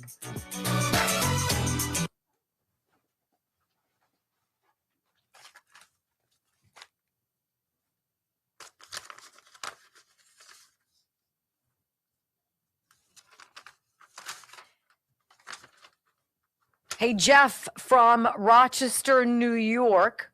I got your article. Thank you very much. Received, sir. Thank you for taking the time. How about, let's see, who's this? This is David from Moundsville. Let me see. Got to put my glasses on. Oh, this is really cool. Hold on. Oh, whoops, I just opened up rocks. Sorry. Okay. All right, this is from, David from Mountville, Pennsylvania. What a beautiful thing. Thank you. Trump Challenge coin. One for Brock, one for me. And how about this one for the 250th birthday of America? Cool. We both got one. That was very special, David. Thank you for that. I see you, sir. Thank you. All right. Next on my list of things to do, well, I've already told you about Focus and Recall. I told you about from Healthy Cell. I told you about Blood Flow 7 from Juvenon.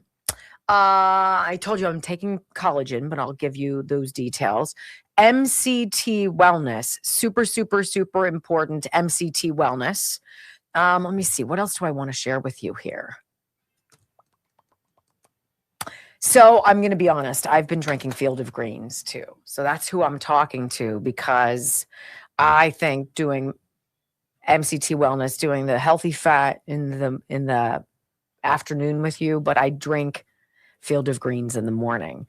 And I'm going to be excited to see if they want to come back and talk to us, because Field of Greens, Brickhouse Nutrition, they have been friends of this program for a while, and they're pretty special. I love what they do. I love what they represent. Good people. Let me also tell you guys about Juvenon's Blood Flow 7. That landing page is also going to give you access to their GLP-1 Gold product. And we have both given a bottle away to family or friends to try this. This is Blood Flow's very successful activator of the GLP-1, the hormone, the thing that tells your gut to stop eating. Your brain and your belly aren't communicating. That's why a lot of people need the shot to help them control their craving and control how much they eat, and then therefore shrink. What if you could do that without putting a needle in your body or using a pharma product whose long-term effects you don't really know? That's what I love about bloodflow7.com. So if you go there, again, Wendy30 is the promo code on all of the stuff they do. But the GLP-1 Gold is their offering. And it's a safe, secure way of getting the same effects without the really rapid and noticeable, like, what happened? Do you have cancer? Right? Are you sick? Or, oh, you're just losing weight. People who want to slow it down a little bit and not draw the attention. GLP-1 Gold might be up your alley. I love what they do. So bloodflow7.com/Wendy, or just go to bloodflow7.com and put in Wendy30 and you'll get 30% off anything in the store. Kind of a nice deal. I love them. All right, Brock, what's going on? What's going on in the world? You haven't been texting me or tweeting me anything. It's been kind of lonely. Hold on, I got to scroll to the top. Froggy threw money at you again. What? Froggy, 1776, $50. Salute to all veterans who've served this great nation. 100%. The warrior ethos. 100%. So when your nation's war fighters tell you that they support the president fighting this war, I'm going to believe them, right? More than I'm going to believe Jonathan Carl. I don't think he's been in combat. These computer updates, I'm so over these stupid computer updates. It's like the computer update is to plant the next virus on your computer, which makes you believe that you need to get a new computer. Right? Not to be negative, but I'm feeling kind of negative about it all right now. All right, let's see. Did you guys give me to 2.3? Almost. 300 away from 2.5. The what's happening on X is something you have coming up about Arizona. That's what people were talking about. Is that right? Yeah.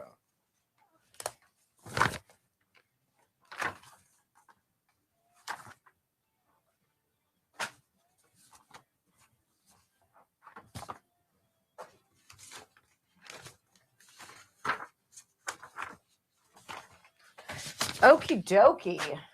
A Trump news conference at 5:30 tonight. Oh. All right. How's everybody?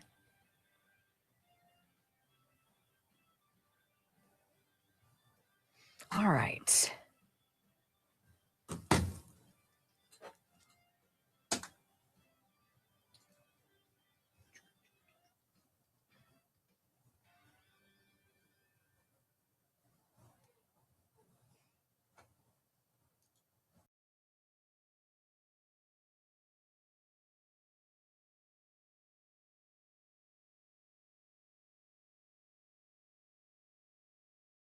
I think it's interesting to watch this president. There's a small clip, and it doesn't really play that well for radio. And I have to be cognizant of what we're doing here on this program, because while we're live streaming the whole show, it really is a radio program first. And the video I wanted to share with you, really, if you're just listening, wouldn't really have the same impact. And the video is from this summit this weekend that the president had, where he invited all of these other leaders from other countries in, and he's signing a document basically codifying this Western Hemisphere pact, where it's like, we agree, the people of our hemisphere, that we're done with drugs, we're done with cartels, and we're going to go after these people with lethality and without remorse. We will find you and we will kill you. And if we have to hunt you down, so be it. You're now on notice. So he's sitting there with all of these world leaders, all of the flags behind him. They're like, da, da, da, da, da, da, da, da, da, da, da, right? And he's signing it. And it's just like the most surreal thing. And then afterwards, there's this warmth and this applause. And it's like all of these people from all of these countries that are never talked about, kind of sidestepped, ignored, used or abused or what have you, who this president has said, no, I see you. You're important to me. We have 197 countries, or whatever the number is. It seems to be changing. And I don't think there's one that shouldn't work. Donald Trump looks at the Middle East. He looks at Gaza. And he sees the potential for an oasis. He sees palm trees and shopping and families laughing and travel and clean paved streets and clean running water. How many presidents have a vision of what comes next? They want what they want now, and somebody else will deal with the aftermath. What did this president do with Zelensky? He's like, look, end this war, partner with America. We will help you rebuild your infrastructure. You guys have been blasted into the middle of next year. Let us help you build. Share with us your what? Mineral rights or what have you, and we will help you. Help us and we will help you. What did he say to the Venezuelans? Look, we're going to fix this for you because you're living in squalor. This beautiful country that was once robust and bustling and beautiful and productive and safe is now a crap hole. We will help you. But you have to join with us. And you have to understand it has to be on our terms. Who does that? Who strategizes? Not just for American interests to prevail, but for everybody to get something special out of it. I found this article in the Gateway Pundit that I thought was really extraordinary because it kind of gives you this, I don't know, kind of an inside look, sort of like Jonathan Karl got when Donald Trump answered his phone call Friday afternoon. Hello, the leader of the free world. What can I do for you? It's a view into Donald Trump's mind and how he uses what some would see as his weaknesses or his foibles or what have you to his strategic advantage. And this is the story. This is the article and the headline. Trump's Iran taco gambit. Feint and move and win. What does that mean? Well, listen to this. When protesters were being killed in Tehran in early January of this year, President Trump threatened strikes, telling Fox News he had put Iran on notice and that if the regime shot at demonstrators, the U.S. would hit very hard. The Iranian diaspora and protesters were energized. And then Trump said he'd been informed that the killing had stopped and that the executions of arrested protesters would not, in fact, be taking place, citing very important sources on the other side. Well, people who hate Donald Trump seized on that as an opportunity, as an apparent stand down, repeating the acronym TACO, Trump always chickens out, which had gained some prominence after his tariff reversals in 2025, was extended to foreign policy based on claims that Trump had threatened force against adversaries 22 times or what have you, but followed through only on 2 occasions. Senate Minority Leader Schumer publicly deployed the label, right? Not because he came up with it, because he was told what to say. A move counterproductive enough that a coalition of more than 24 anti-war organizations wrote Schumer a letter saying, you know what, delete the video and knock it off. Give Trump some diplomatic space to get this thing accomplished. But that's what they put out there. Trump always chickens out, Taco. Now, you would think that somebody would just gloss by that and move along. But Trump is a different kind of adversary because he uses what people say about him to his own advantage. It's wild. Throughout February, Trump struck a belligerent tone at the State of the Union while Iran's negotiating delegation headed to Geneva for a 3rd round of nuclear talks. And then on February 28th, the United States and Israel struck.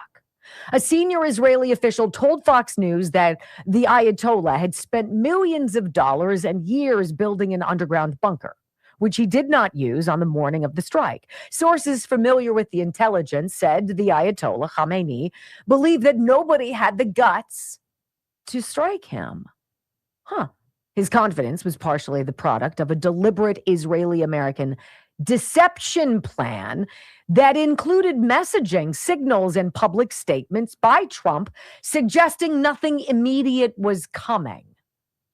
So he seizes on this acronym, Trump always chickens out, and he uses it to his advantage.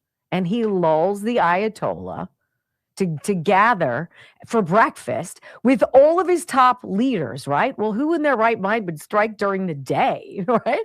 Nobody does that. And then, oh, shucks. Well, they do. It was fascinating.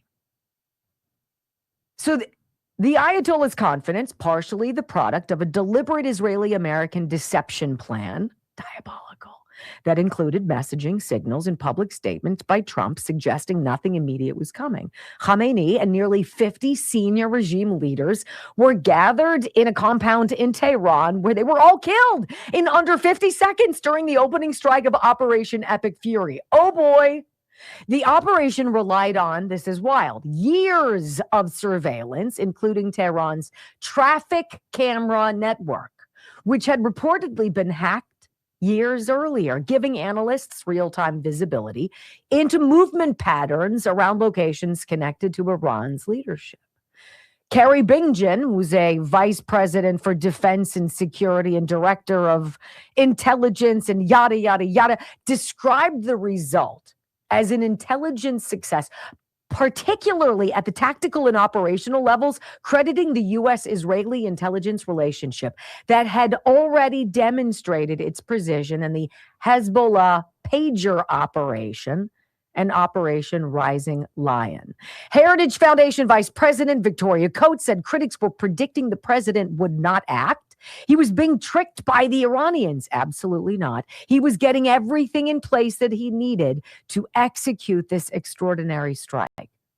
Speaking at an event earlier this month, this vice president of the Heritage Foundation said that the operation represented a major intelligence achievement. She explained that it was an intelligence success, particularly at the tactical and operational levels, crediting Central Command, the Defense Intelligence Agency, and the broader intelligence community. She added that the United States has maintained a long-standing intelligence partnership with Israel, which possesses significant capability against Iran and its proxy forces, and noted that the partnership had already demonstrated its effectiveness. The taco narrative, amplified by the media and political critics, including Chuck Schumer, appears to have functioned as operational cover. Iran's leadership was lulled into this false sense of security because they, like Trump's domestic critics, believed he wouldn't follow through. And that miscalculation cost Khamenei and nearly 50 senior regime figures their lives in the opening seconds of the war. The defense minister, the army chief of staff, and the IRGC commander-in-chief were all killed in a separate strike on a defense council meeting. The Supreme National Security Council headquarters was destroyed, also killed in the opening salvo were the top security advisor and the IRGC commander-in-chief. And then on March 3rd, U.S.-Israeli strikes hit the Assembly of Experts, their offices, during an emergency session convened to select a new supreme leader. Hi, I know we've hit you hard, but we're going to hit you again. So, Trump always chickens out. Is that so? Is that so? Now, I think this is extraordinary. How you can take people who are criticizing you and use what they are saying to further your own military or political objectives is nothing short of masterful. So it seems that instead of this president being unwilling to act, that he acts when he knows the time is right. And that's usually when you least expect it. For someone who allegedly always chickens out, President Trump has made some of the boldest moves of any president in United States history.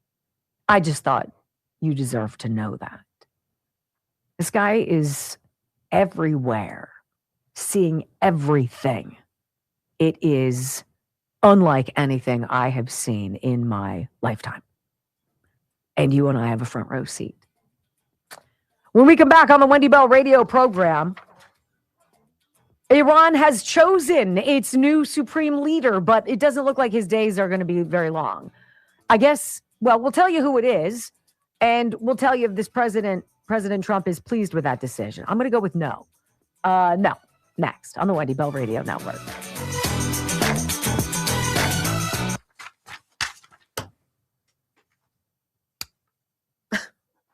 Taco. I hadn't heard that. Had you heard that? I have. I had not heard that. And so I was like, what's this taco thing? What's that all about? At least with your new thing, you don't spill it all over the place. Yeah, but ice gets in the way. I don't have a problem. Okay, well, lucky you. Macy's had a going out of business sale. Yeah, how about this? He says, I have something for you. What? I was like, oh, okay. She's like, don't. It was super cheap, on sale, going out of business, blah, blah, blah, blah, blah. You couldn't have just handed it to me and Like, say, hey, whatever. I thought you might like this. Hey, you're a man who likes to bargain. I thought that was a compliment. He could have been like, I decided not to use. I decided to go somewhere where it would be full price, so you could feel better, as though that would make you more valued to me. Right. Well, thanks, Wendy. Mm-hmm. That just sounds dippy. The Simkovich Concussion Institute, you guys. Simkovich Concussion Institute.com. There's a reason that Dr. Simkovich and his team get people from all over the country who come in. If you could go and you could fix your traumatic brain injury, your concussion, your chronic headaches. Look, if you're suffering multiple headaches a week, that's not normal. Because Dr. Simkovich even asked Brock that question. He's like, how often are you having headaches? And he's like, dull on and off, a couple times a week. And Dr. Simkovich was like, that's a couple times too many. So that's a problem. We can fix that. Imagine having somebody literally putting your face in the palm of their hands and saying, whatever you think needs to be done to fix me, please fix me. And having them put their hands around your head and push in tender spots that you didn't even know were tender. And you're like, he's like, yeah, I can feel it. I can fix it. We can fix you. Thousands and thousands and thousands of reviews from people who are like, I had nowhere else to go. I had no hope. And then I called 412-366-3700. And Dr. Simkovich saved my life. 412-366-3700. Simkovich, concussioninstitute.com.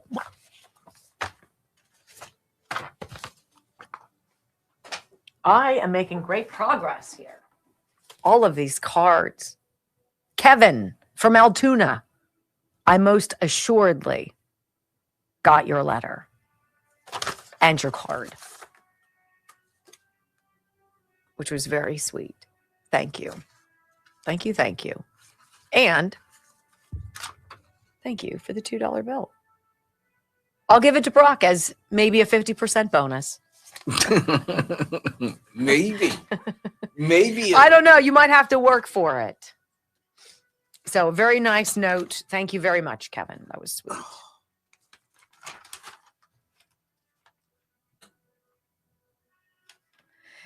He says, please find and close $2 bill. As a fellow bourbon drinker, I would like to pay for 1/2 hour of Brock's work.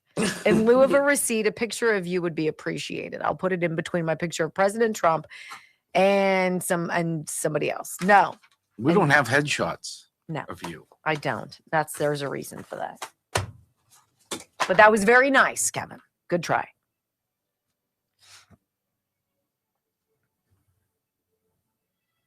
I so enjoyed that article from the Gateway Pundit and on his strategy. It's like, if you can tap into what people think is your weakness or your foible or what they try to hammer you on is like an Achilles, and you're like, suck it, bitches. Wow, that escalated.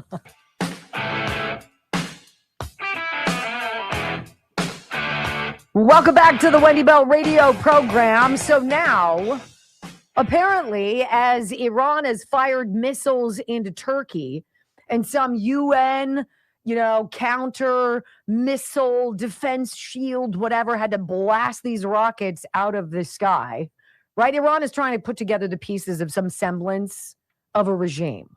And I guess they're going to the Ayatollah's son, who apparently has some problems with impotence, which is unfortunate. Did you see that? It came out, Brock. Did you see that story by any chance? Didn't really care about it. You didn't think of it? Did you see it? No, you didn't really. I was never wondering it. You weren't drilling down. It's just so unfortunate that the guy. So it's much like their Navy now. A little limp, little lifeless. Not really working too well. Okay.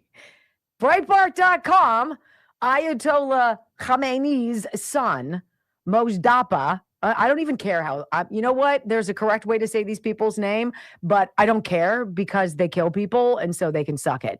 So whatever his son's name is, it could be Mustafa. I should call him that just because. Selected as Iran's new supreme leader. So this is the, I guess this is his second son, or I don't know. Ayatollah Ali Khamenei's son, Mojtaba Khamenei, was selected to be the next supreme leader of Iran, according to multiple reports.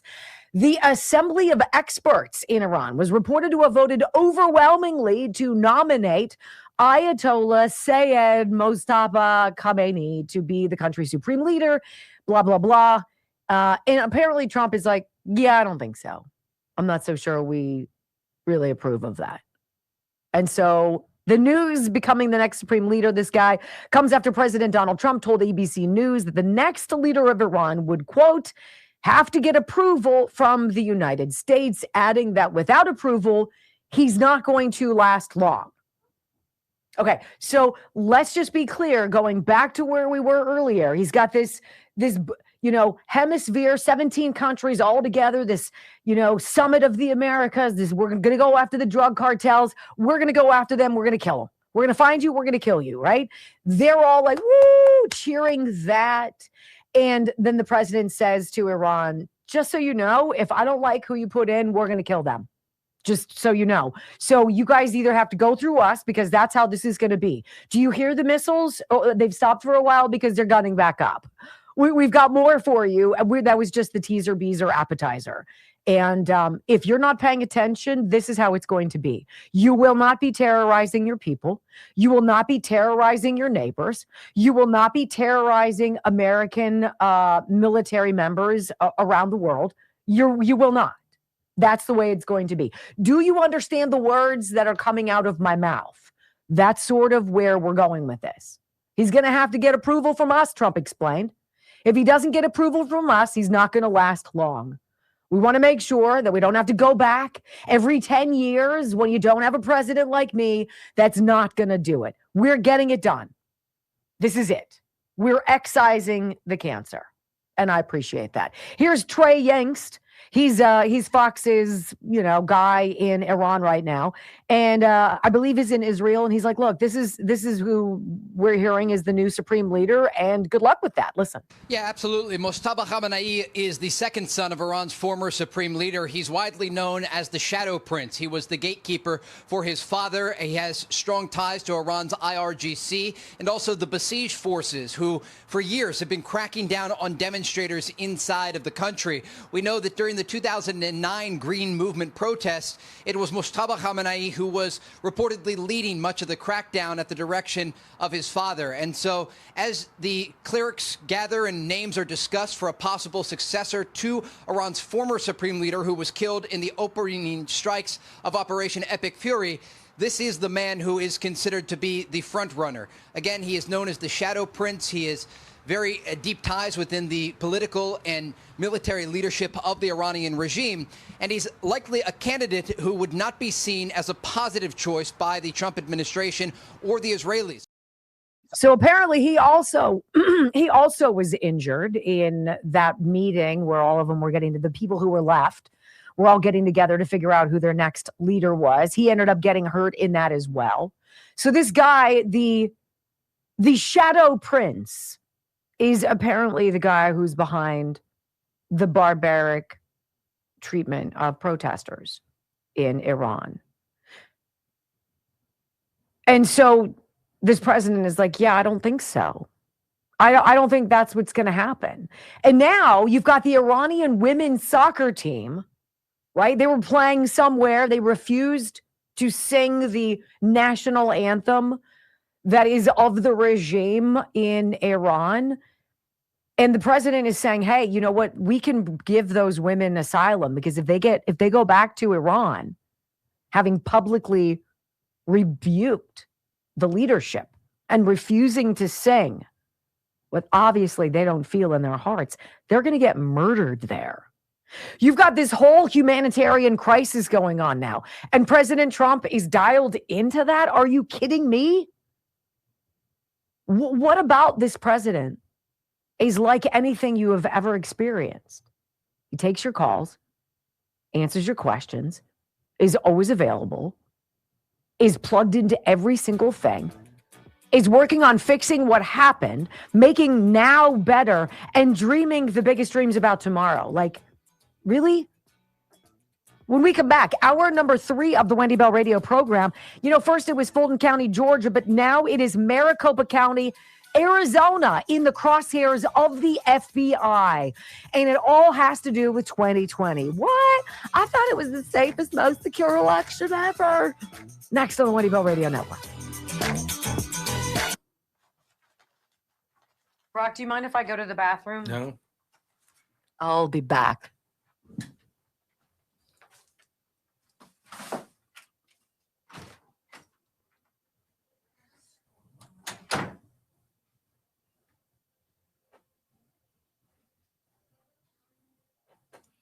I just saw a tweet. It says Senator Cory Booker, potential 2028 Democrat presidential candidate again. God, does that guy not get the picture? Told NBC News he'll introduce a tax bill this week to significantly expand the standard deduction $75,000. How are the Democrats going to do that if all they ever want to do is raise taxes? On top of that, if you raise the standard deduction to $75,000, what do you...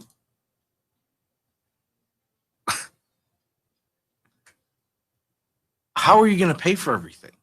How? So you're basically telling us that you're ripping us off now, like, and it won't start till 2028. Introduce it now. It won't start till 2028. Right. You're ripping us off. We all know you're ripping us off.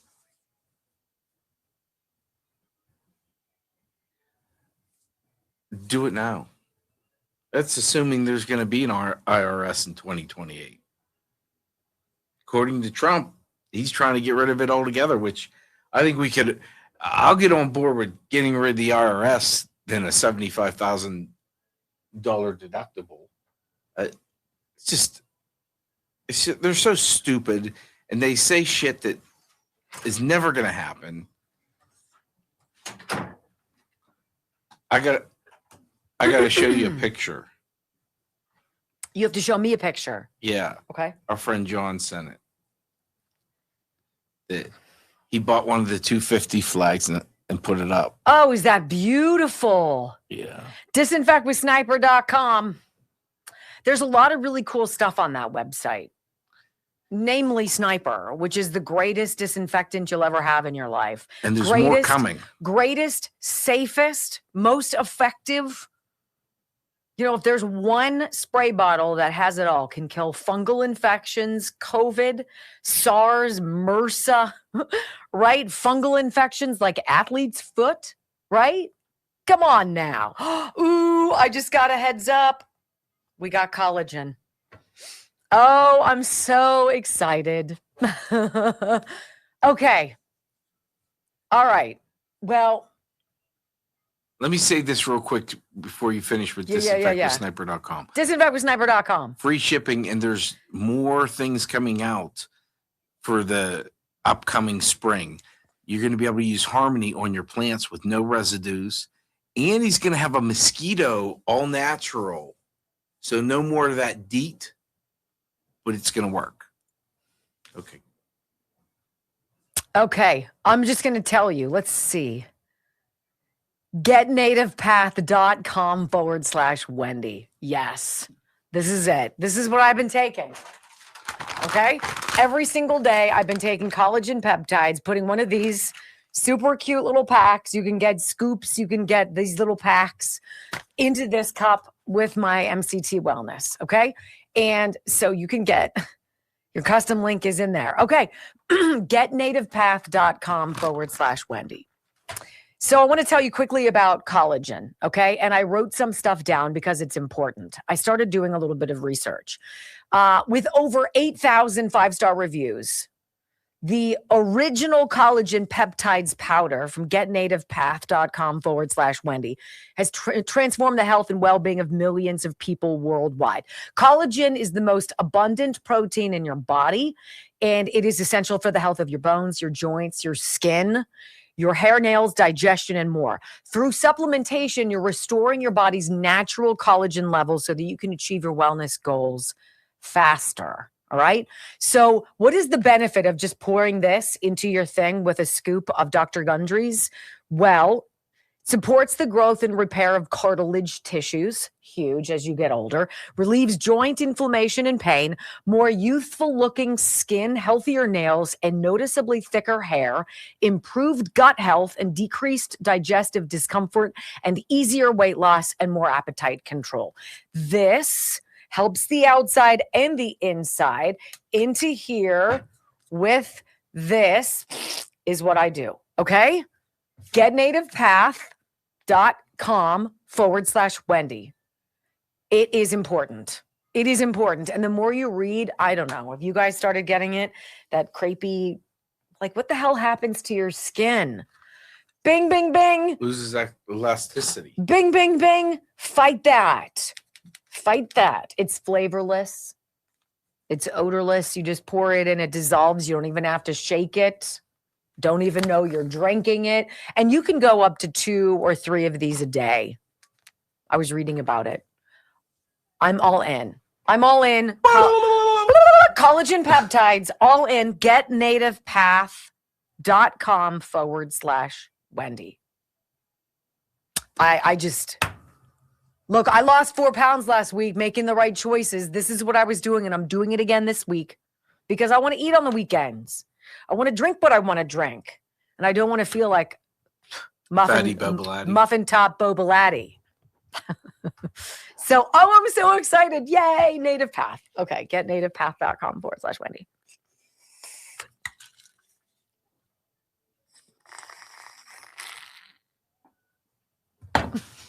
I sent you a text.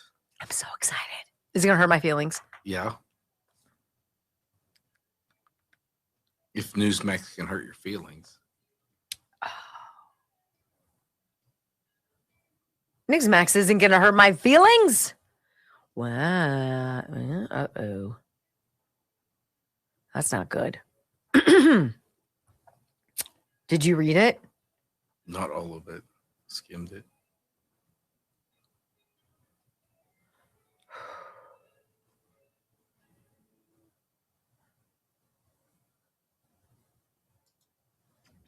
Huh. 4, 3, 2, 1. Wendy Bell, America's anchor mom, fighting for America 1 hour at a time. Welcome to the family. She once hosted a 3-hour show in just 15 minutes. She once intimidated the Electoral College to audit itself. Her monologues are so sharp, they're considered a concealed carry weapon. Fact-checker sites routinely issue her a retraction a week in advance. Even her commercial breaks trend on social media. Her freedom of speech has diplomatic immunity. She doesn't just drain the swamp has to ask for cab fare. Wendy Bell is the most interesting conservative woman on radio. Keep rumbling, my friends. 3 hours of bold truth and excellence. You've just signed up for the WBR Army. Strap in. This is the Wendy Bell radio program.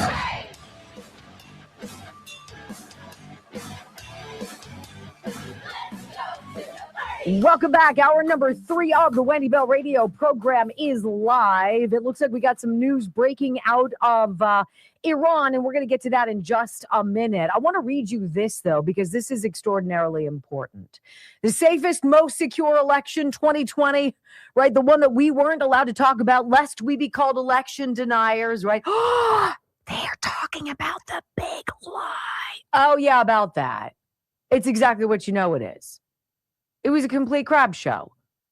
It was rigged. It was stolen. It was fiddled with in multiple cities. It's not a huge shocker. And now the FBI is digging into Arizona, not just Georgia. JustTheNews.com headline. FBI secretly seizes election records from Arizona's largest county as a voting probe expands. Interesting. The probe into suspected election irregularities, secretly obtaining a large tranche of voting records from Arizona's largest county with a recent grand jury subpoena. Multiple people familiar with the probe told Just the News. The sources, who spoke only on condition of anonymity because of the secrecy of the grand jury probe, said FBI agents are receiving terabytes of electronic election data from Maricopa County, about a month after the Bureau first disclosed an investigation into election irregularities by raiding a warehouse near Atlanta and seizing ballots from the 2020 election conducted in Fulton County, Georgia's largest metropolis. The subpoena comes 5 years after the GOP-led Arizona State Senate conducted a lengthy investigation into the 2020 election and concluded there were significant irregularities. If you're a frequent flyer of this program, you remember because we talked extensively about it and had State Senator from Arizona, Wendy Rogers, on the program. On Monday, Arizona State Senate President Warren Peterson confirmed his body received a subpoena for 2020 election records.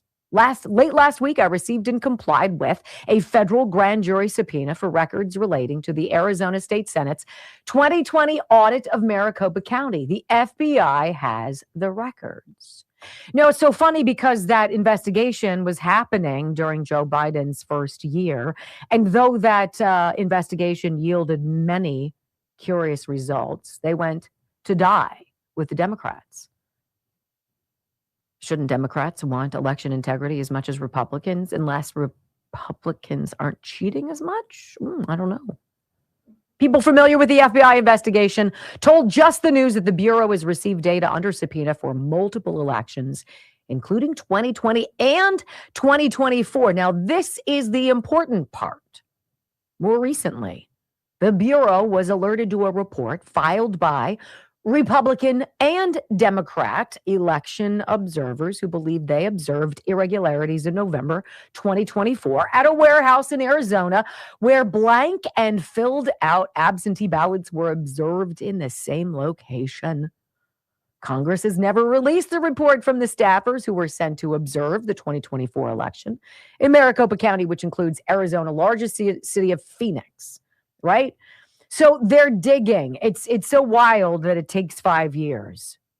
It's so wild that it takes this long because we're told, wait a minute, no.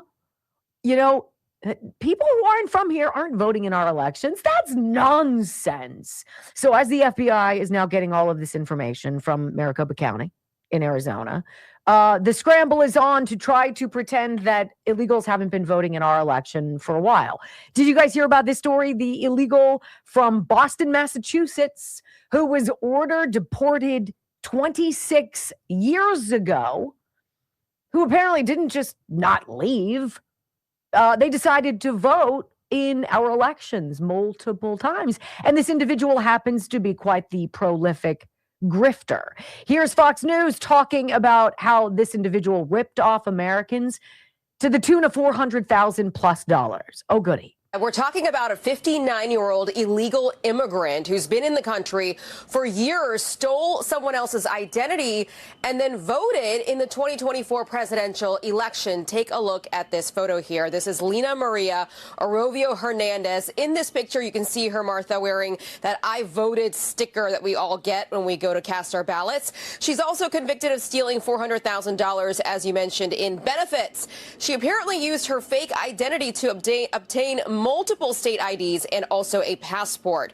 So the president this morning, on Sunday, posted this on Truth Social. America's elections are rigged, stolen, and a laughingstock all over the world. He is calling for voter ID, proof of citizenship, and bans on mail-in ballots as he supports the SAVE Act on Capitol Hill. That's a Republican-led voter ID bill that is expected to hit the floor of the House this week. And the only reason anybody would be against it is because it would not allow them to cheat, period. That's just the end of the story. I'm sorry, I don't see any other negotiations there. Well, it's voter suppression. Shut up.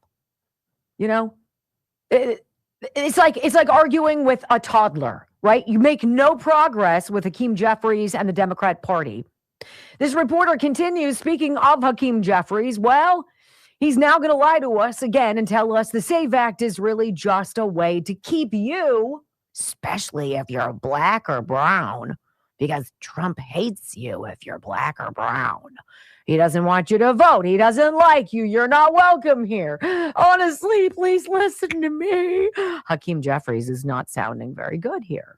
House Minority Leader Hakeem Jeffries is claiming the bill is just an attempt by Republicans to rig the midterm elections. The question is that what Republicans are trying to do is to engage in clear and blatant voter suppression. They know that if there's a free and fair election in November, they're going to lose. Okay, but not all Democrats out there actually feel that way. And now, me as a Democrat, I do not believe that it's unreasonable or to show ID just to vote. And I remind everybody that less than a year ago in Wisconsin, they added that to the Constitution by a 63%. So it's not a radical idea for regular Americans to show your ID to vote. Martha, you know how this works. Even if it passes in the House, it has to go to the Senate, where it faces a numbers problem, which is why you have so many Republicans in the House now calling senators to blow up the filibuster once again. How about we're just calling for people to do their jobs? Everybody knows what the ballot system is. Everybody knows what the mail-in ballots were all about. Everybody understands the COVID connection. Everybody understands the fear and the propaganda. Everybody gets that they were propagandized, that they were played, that the media were breathless in their reporting. Everybody's dying. Oh my God. Stay home and send in all 12 of your mail-in ballots. Do it now. Right now, Hakeem Jeffries, what was he saying? He was threatening to keep the DHS until Republicans agreed to pull ICE agents from polling locations nationwide. Right? If you're not doing anything, you don't mind people watching you. If you're not doing anything, you don't delete terabytes of data and bulk erase videotapes. If you're not doing anything wrong, you don't smash your BlackBerry or wipe down your computer. If you're not doing anything wrong, you are offended by the allegation of any kind of impropriety that is offensive to you, and you push back against that. But if you are doing something wrong, you're going to be a dirtbag, try to claim that President Trump hates minorities and it's some strong-armed voter suppression tactic. That doesn't even make sense, right? Arguing with the toddler, at least there's some kind of progress. They end up growing up and getting smarter. What's Hakeem Jeffries' excuse, right? So now we understand that the DOJ has filed charges now against another illegal alien who was ordered, like the first one we told you, back in 2000 to get the hell out of America. I guess those were all just suggestions before, right? Wasn't something that actually anybody had to do. Well, actually now you do. And the DOJ is filing charges against this individual who voted in Philadelphia, who voted in the 2020 election in Philadelphia. I know. What? But that's not possible. We were told that that's not going on. Well, we can make sure it's not going on when you give us your voter rolls. That's an offense. That's voter intimidation, right? I mean, it's so, do they not have a better card to play? Is there no better strategy on the left than to claim that Donald Trump is a racist? Do you guys see what happened at Jesse Jackson's memorial service? Because we're going to talk about it coming up. Basically, all Jesse Jackson Jr. wanted. You know, my father died. He believed the funerals were not for the deceased. They were for the living. For people who don't know each other to come together with this shared person that they're mourning, right? And he asked for one thing. I don't want this to be political. Can you please not make this political? Let's make this about my dad. Yeah, well, about that. When we come back on the Wendy Bell radio program, it's like the one guy who knows or knew Jesse Jackson, who wasn't there politicizing it, was the white guy, Donald Trump. Next on the Wendy Bell Radio Network. Was he there? I don't think he was there. Wasn't invited. He wasn't invited? I don't believe he was. I don't know if that's true, but that's a curious. I've read a story. That's what they implied. Right. But then again, let's see. I'll ask Perplexity, because they never get it wrong. Was President Trump at Jesse Jackson's memorial service? Because Al Sharpton, the bobblehead. Oh, he wasn't there. No, I know, but I want them to tell me why. I don't want to lead the witness. Former presidents Barack Obama, Joe Biden, or Obama criticized yada. Trump was absent due to scheduling conflicts and prior commitments. I'm positive he would have been invited. You kidding? Any kind of star power to come to, eulogize Jesse Jackson. I'm sure his family would love that. His family knew damn well what he was all about. Anywho, let me talk to you guys. Morgain's Fitness, MORGAINZ Fitness.com.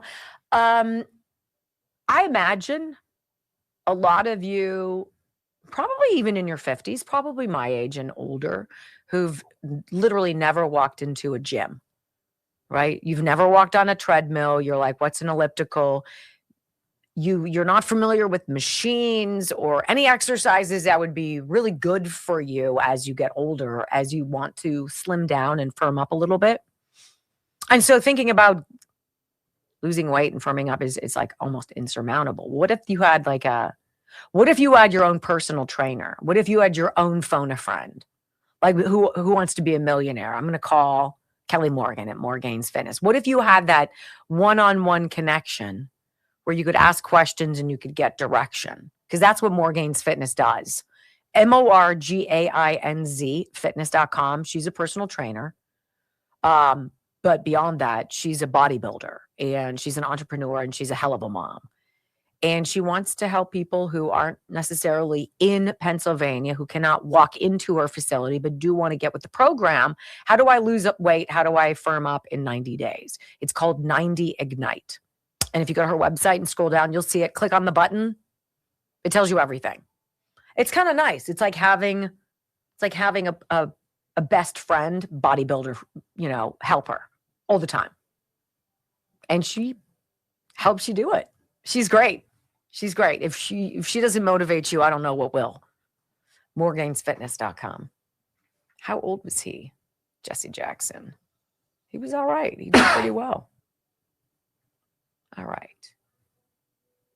Schumer calls on Trump to tap strategic petroleum reserves amid high oil prices. It's a talking point. It'll get settled down. We'll see what they do. How about this? Stop taxing us. You know what? It would be legendary if Trump was like, you know what, Chuck?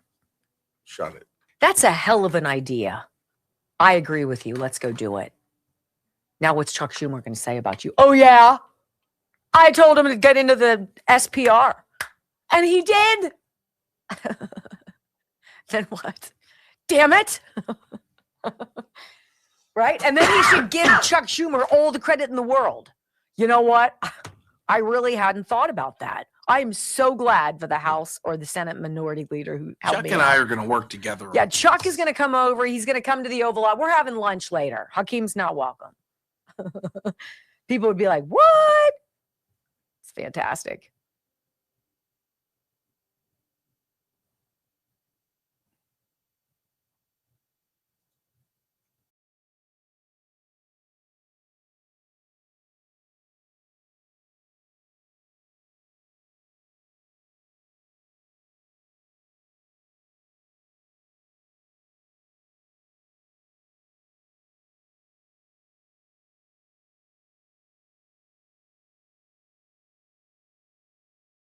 Appropriate, what was inappropriate.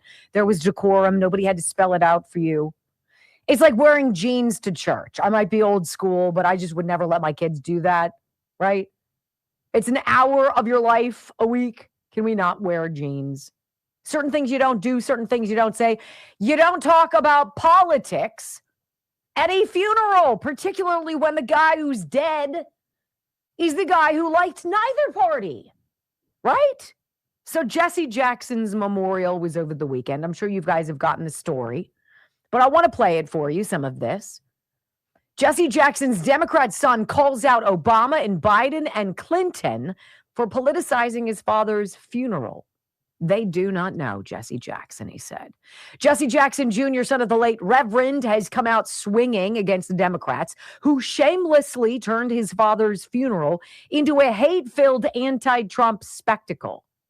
So we just searched. President Trump was not there. He had scheduling conflicts. I don't know how that's possible. Guy seems to be everywhere at all times. Jackson, who has largely stayed out of the spotlight during this mourning period, the son that is, issued a fiery statement blasting the political opportunists who hijacked the solemn event to push their divisive agenda during the homegoing service for his father at the Rainbow Push Coalition headquarters in Chicago on Saturday. On February 18th, Jonathan Jackson Jr. pleaded during a press conference for people not to bring politics into his father's funeral services. Listen to this. Dad believed that funerals were not for the dearly departed. He believed funerals were for the living. He believed that they were great gathering meetings. And no two lives in human history will have the same number of people attending their funerals or the same people will be at their funerals, because your friends ain't my friends ain't your friends. We don't know the same people. You don't know the same people that I know. Do not bring your politics out of respect to Reverend Jesse Jackson and the life that he lived to these homegoing services.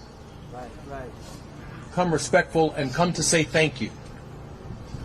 But these homegoing services are welcome to all. Democrat, Republican, liberal, and conservative, right wing, left wing, because his life is broad enough to cover the full spectrum of what it means to be an American. We only ask people to come and be respectful in the context of the extraordinary life that he lived. Dad would have wanted us to have a great meeting to discuss our differences, to find ways of moving forward and moving together. And if his life becomes a turning point in our national political discourse, amen. Amen. Ask 3 times. Don't bring your politics. Don't bring your politics. Don't bring your politics. Remembering my father. He wasn't political. Let's do that. Well, Barack Obama delivered a 30-minute rant, apparently, spewing venom about greed and bigotry in a thinly veiled swipe at President Trump. Everywhere we see greed and bigotry being celebrated and bullying and mockery masquerading as strength, Obama said, turning the eulogy into a political hit job, right?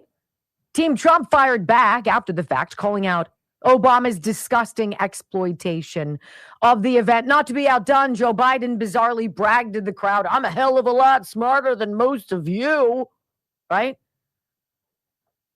One of his trademark gaffes is probably not even a gaffe. And Kamala Harris, ever the chameleon, busted out her infamous fake accent while delivering a politically divisive message.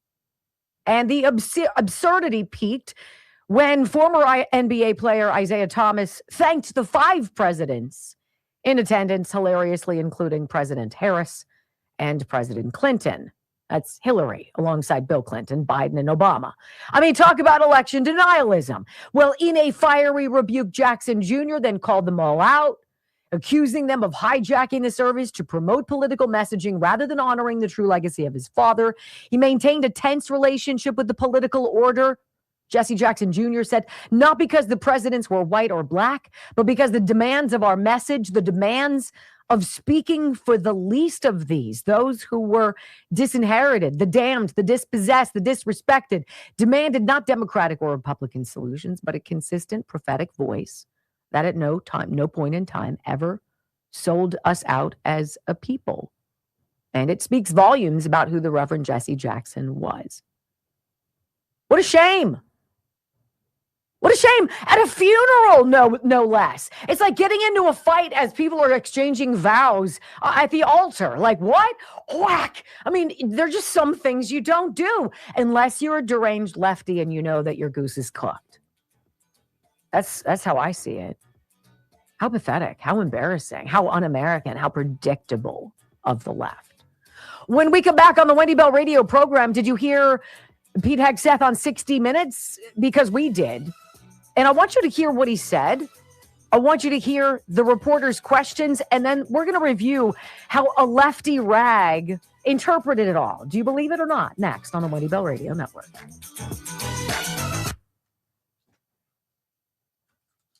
All right.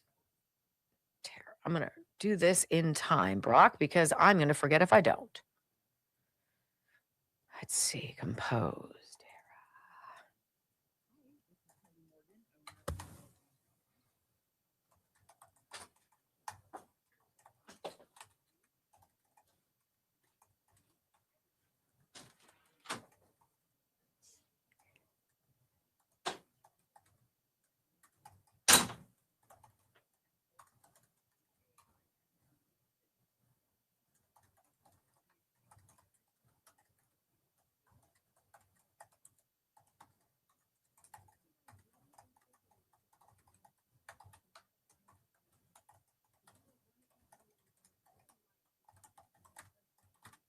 What was it that Brock said he wanted?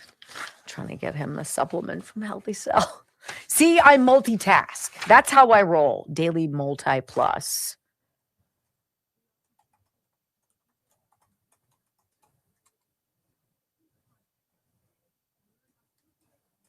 Hope you are well. WB. Okay. All right.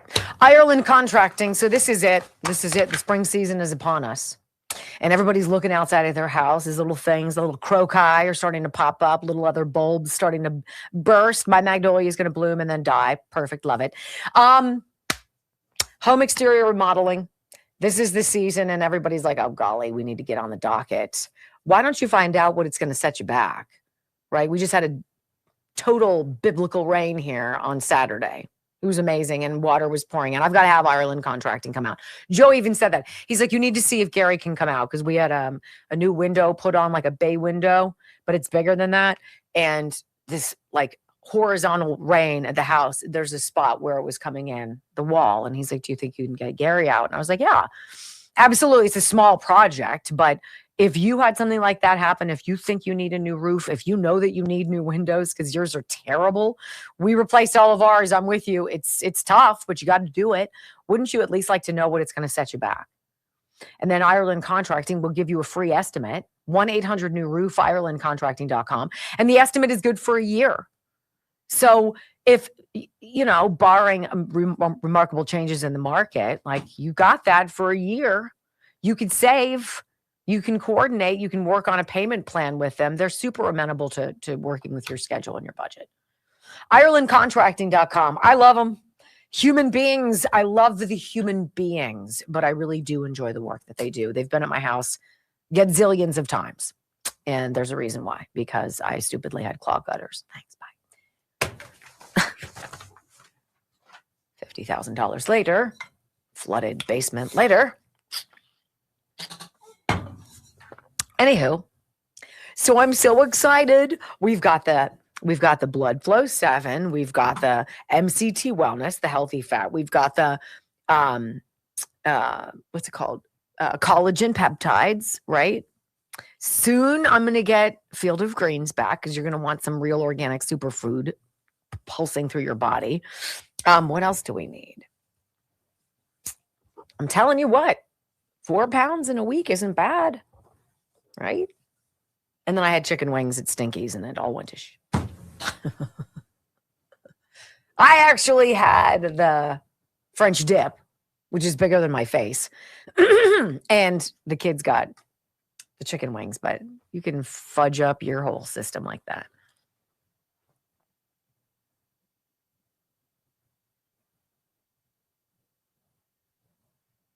One 1-800-NEW-ROOF, IrelandContracting.com. So how was the French dip? It's always phenomenal, but it's on a foot long. It's on a foot long, delicious. I don't even want to call it a hoagie roll, because that's like insulting to bread. It's like this flaky, great. I don't know how you go and not get the buffalo chicken dip. We did. Oh. The boys got that. Well, whatever. Why would you know? You weren't invited. Right.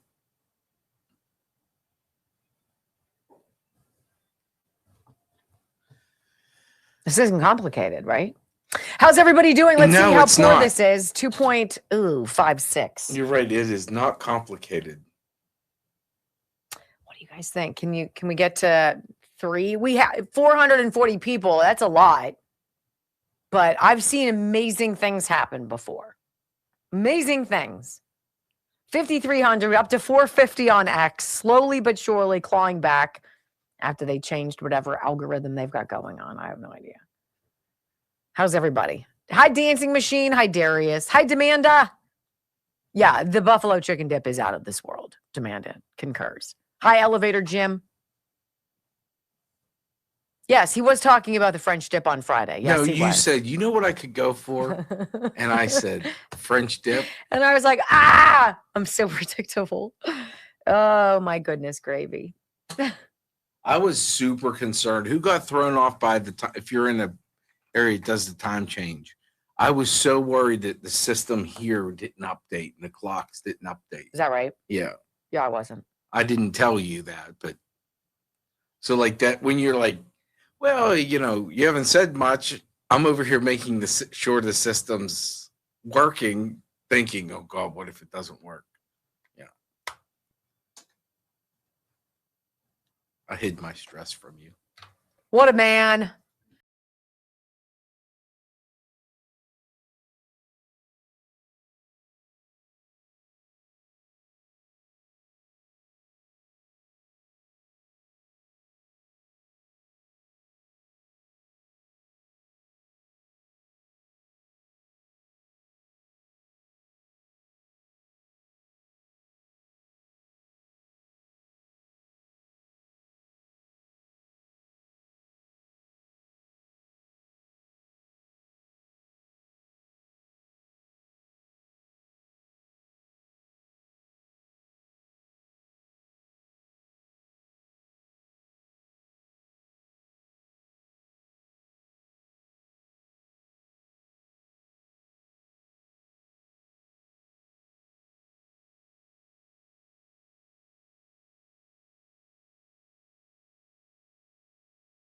Program. So it is this segment, the Secretary of War versus 60 Minutes. Who do you think is going to come out on top? I'm going to go with Pete Hegseth. My money is always going to be on Pete.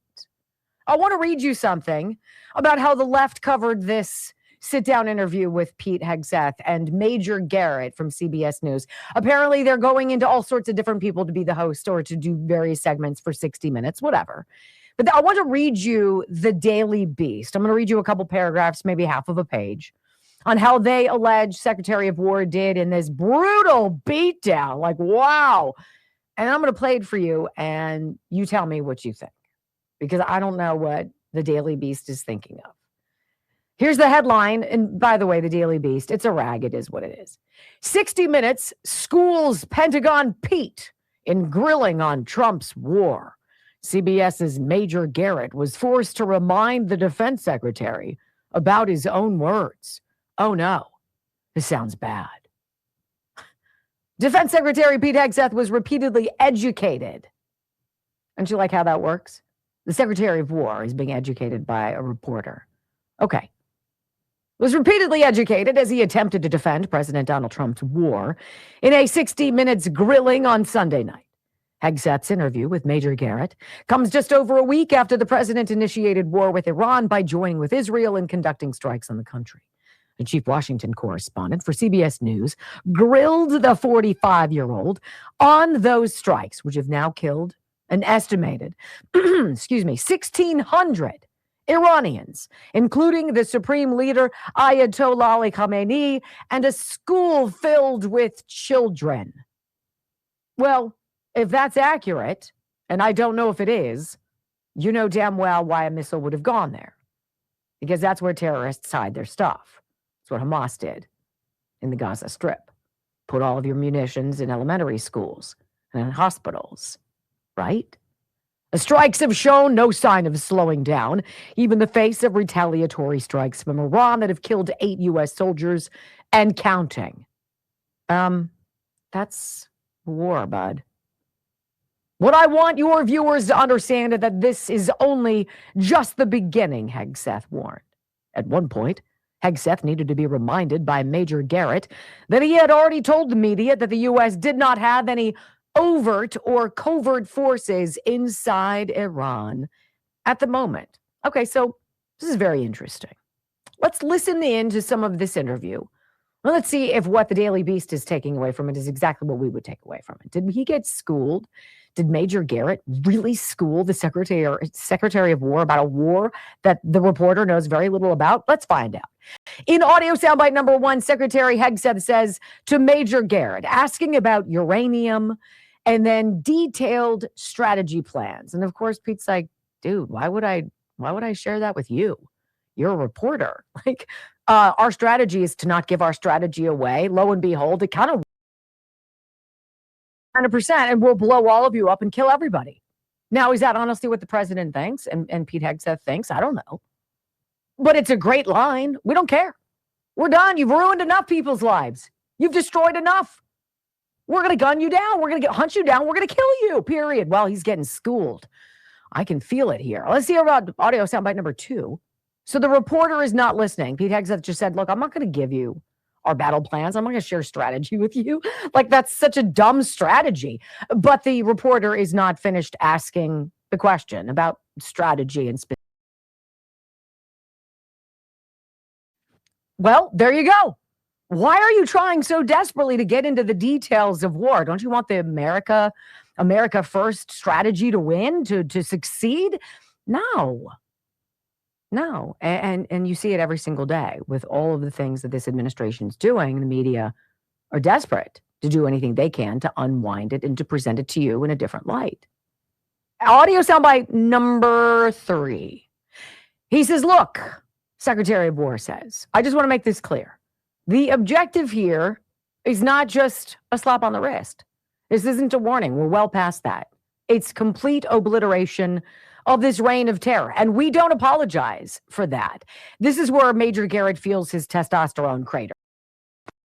And so, aside from dropping bombs, payloads of nightmarish hellfire onto this regime, we learned in the earlier hours of this program that thanks to the Israeli intelligence officials, we've been watching their cameras. We've been watching their traffic cameras in Tehran, that they've hacked into the system so that they can watch. They know who drives what vehicle. They know where they all go.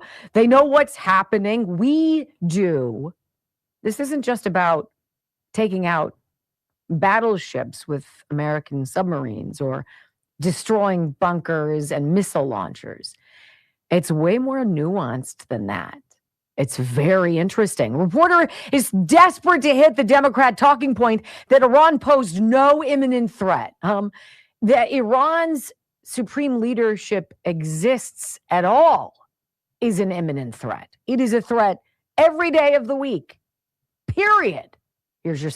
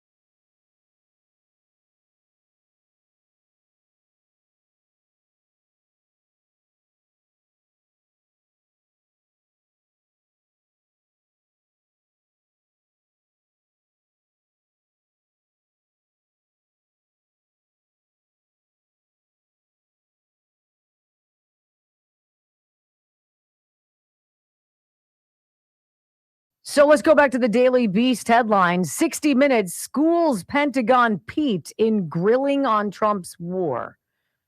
I'm not feeling it yet. Are you feeling it? No. What are you watching? What do you want? What are you rooting for on the left? You're rooting for anything, even if it is the destruction of America, if you can pin it to President Trump. That's called pathological. I don't know if these people didn't get enough hugs as kids or what, but it's freaking pathological. And finally, Secretary of War Hegseth on President Trump's truth, saying that the only solution is, and that is what the president said, truth last night or earlier, I think this was Friday. He said there will be no deal with Iran except unconditional surrender. After that, and the selection of a great and acceptable leader or leaders, we and many of our wonderful and very brave allies and partners will work tirelessly to bring Iran back from the brink of destruction, making it economically bigger, better, and stronger than ever before. Iran will have a great future. Make Iran great again. And then he puts the acronym in an exclamation, MEGA. Thank you for your attention to this matter, President Donald J. Trump. You know who's watching? China. You know who's watching? Cuba. You know who's watching? Russia. Ukraine. Every other country that might have some kind of a beef with this president is watching. Everything that this administration is projecting is steely, it is resolved, it is unwavering, it is unapologetic. And for the Daily Beast to submit that Pentagon Pete got schooled by 60 Minutes is, I don't know, at a minimum, disingenuous. At the most, predictable. When we come back on the Wendy Bell radio program, you know, it is the propaganda playbook. How do they stick with something stupid on the left, and then beat it into your head so that you're almost close to believing it, accepting it? Oh, it's all a play. And it's a 91-page CIA unclassified or declassified document. And our friend Anonymous over at Deepfake Quotes with a video that will send you off into your afternoon moments away on the Wendy Bell Radio Network.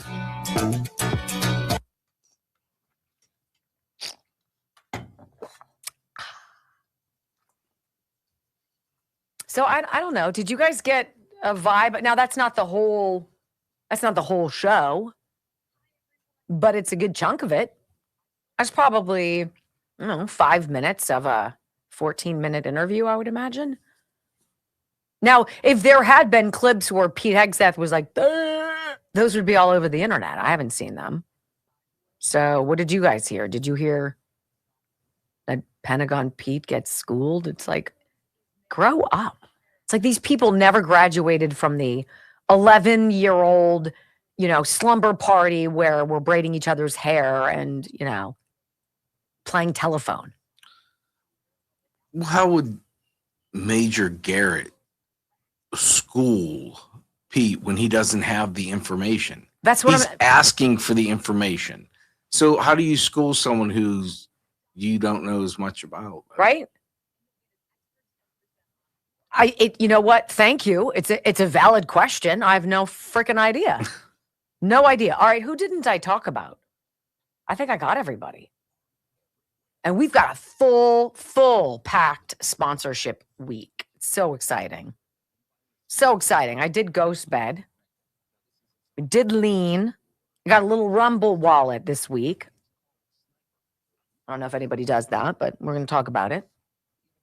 What else? I think I got everybody.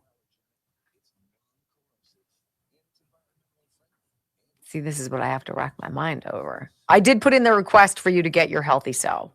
Thank you. And you should be getting Dr. Gundry's MCT Wellness here soon. Yeah. Hopefully within the next day. You're going to have to come. Do you want me to bring you something else in the interim? Can I drink yours? Oh. Just a scoop. Yes, you can. You're not going to drink my collagen peptides, are you? No. No. I'm going to say Native Path. We haven't had Native Path for a while. They're a really great company.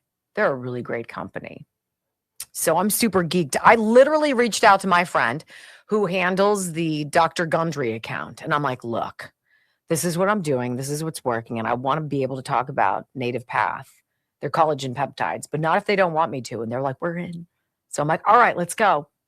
I'm telling you, it's a winning combination. 8 to 10 pounds. I'm going to go with in 3 weeks. 3 weeks. That's great. Right? Brock doesn't think it's the alcohol because he doesn't want me to stop drinking IPAs because that means that I won't go out and I won't pay for it. You make it seem diabolical. Yes, like he's cheap and always mooches. Well, he's not. But it's a good act. But you say it so convincingly, right? Right. Let's see what you had sent. Okay, let's see. Oh my glass. You know, they say it wasn't an imminent threat, but the story about sleeper cells makes it one. If they're already here, then they're a threat. Which is what I'm about to read you guys. Oh, sorry. No. That's actually great timing there.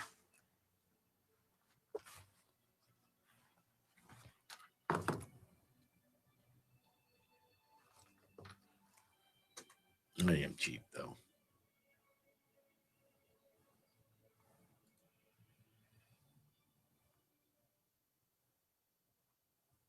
You're cheap about some things.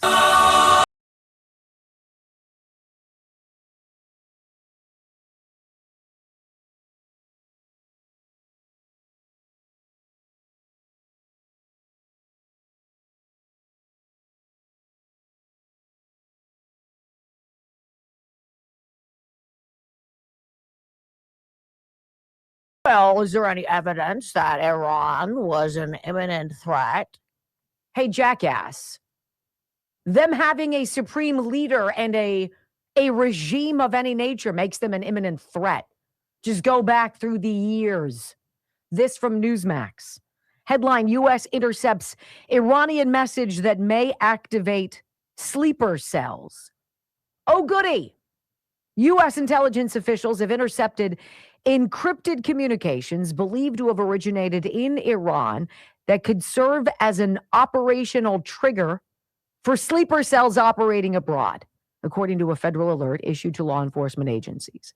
The alert, reviewed by ABC News, references preliminary signals analysis of a transmission described as likely of Iranian origin that was sent to multiple countries shortly after the death of Iran's supreme leader. Officials say the intercepted transmission was encoded and appeared to be intended for clandestine recipients who possess the encryption key. Tell me this isn't like Jason Bourne, The Bourne Identity, if you guys have watched those movies at all, right? Where you have agents waiting for the secret call. They get the call and it's like boop, boop, boop. And then they go to the location and they get their, go through their 50 passports, rifle through which one they want to be today, grab their gun and some stack of cash, and off they go to assassinate somebody of political import. Right? I mean, you and I watched the open border every single day. We're like, why are all those dudes who don't have wives and children coming across our border? Why ever would there be such an abundance of young military age single dudes from all around the world? It's just like so weird. It's almost like we invited them here. And so head on a swivel. Right? And so you have to be worried about everything. Where are you? Are you in a crowded area? Do you want to be? This is exactly what we don't want to feel anymore. This is what we don't want our kids to grow up feeling. Afraid. That's called terror, Major Garrett, you schmuck. I want you to hear now. Hard pivot, anonymous, deepfake quotes, puts together a blurb, two minutes on basically the propaganda playbook, how it happens, how they drill it into you, and how so many people freaking fall for it. It's brilliant. Guerrilla warfare is essentially a political war. The most critical point of the human being is the mind. Those lines come from a declassified manual produced by the CIA. The document is titled Psychological Operations in Guerrilla Warfare. From there, the manual describes several core principles used in psychological operations. First, build credibility. Before influence works, the messenger must appear trustworthy. Use familiar voices, reference real events, blend truth with interpretation. Once credibility is established, skepticism drops. Second, target emotion before logic. Facts inform people. Emotion moves them. Fear, anger, pride. Emotion captures attention. Third, repeat the message. A statement heard once may be questioned. A statement heard everywhere begins to feel true. Repetition creates familiarity. Fourth, simplify the narrative. Complex realities are reduced to simple stories. Heroes and villains, oppressors and victims. Simple stories travel faster than complicated truths. Fifth, use existing tensions. Influence campaigns rarely invent divisions. They search for tensions that already exist. Political disagreements, cultural conflicts, economic frustration. And then they amplify them. And finally, create momentum. If people believe a movement is growing, they are more likely to join it. Perception becomes reality. Now remember, this isn't speculation. It isn't theory. It's a training manual. A manual that begins with a simple idea. The battlefield is the mind. So the next time you hear a confident voice telling you exactly what to believe, pause. Ask yourself a simple question. Are you hearing information, or are you hearing a psychological operation? 100%. So build credibility. So skepticism drops. Target emotion. That's why there's never any facts. It's always feelings on the left. No logic, just emotions. Repeat the message. The more you beat it in, the more the repetition causes and creates familiarity. And then when things get a little wild, just simplify the narrative. Trump is a king. Trump is a dictator. Trump is this. Simple stories travel faster than complicated truths. Use existing tensions, political disagreements, cultural conflicts. He's a racist. He doesn't like black and brown people, right? It's so obvious. And then finally, create momentum. People are more willing to join something that seems to be growing. Hence why you got to pay all the idiots to go out there and protest. Look at us. Well, that sounds like fun, honey. Let's go see what they're doing. Oh, they're chanting death to America. Super. Right? You know the signs. Don't fall for them. It's great to be with you. Come on back tomorrow. Bring a friend. Love you guys here. Have a great day. Peace.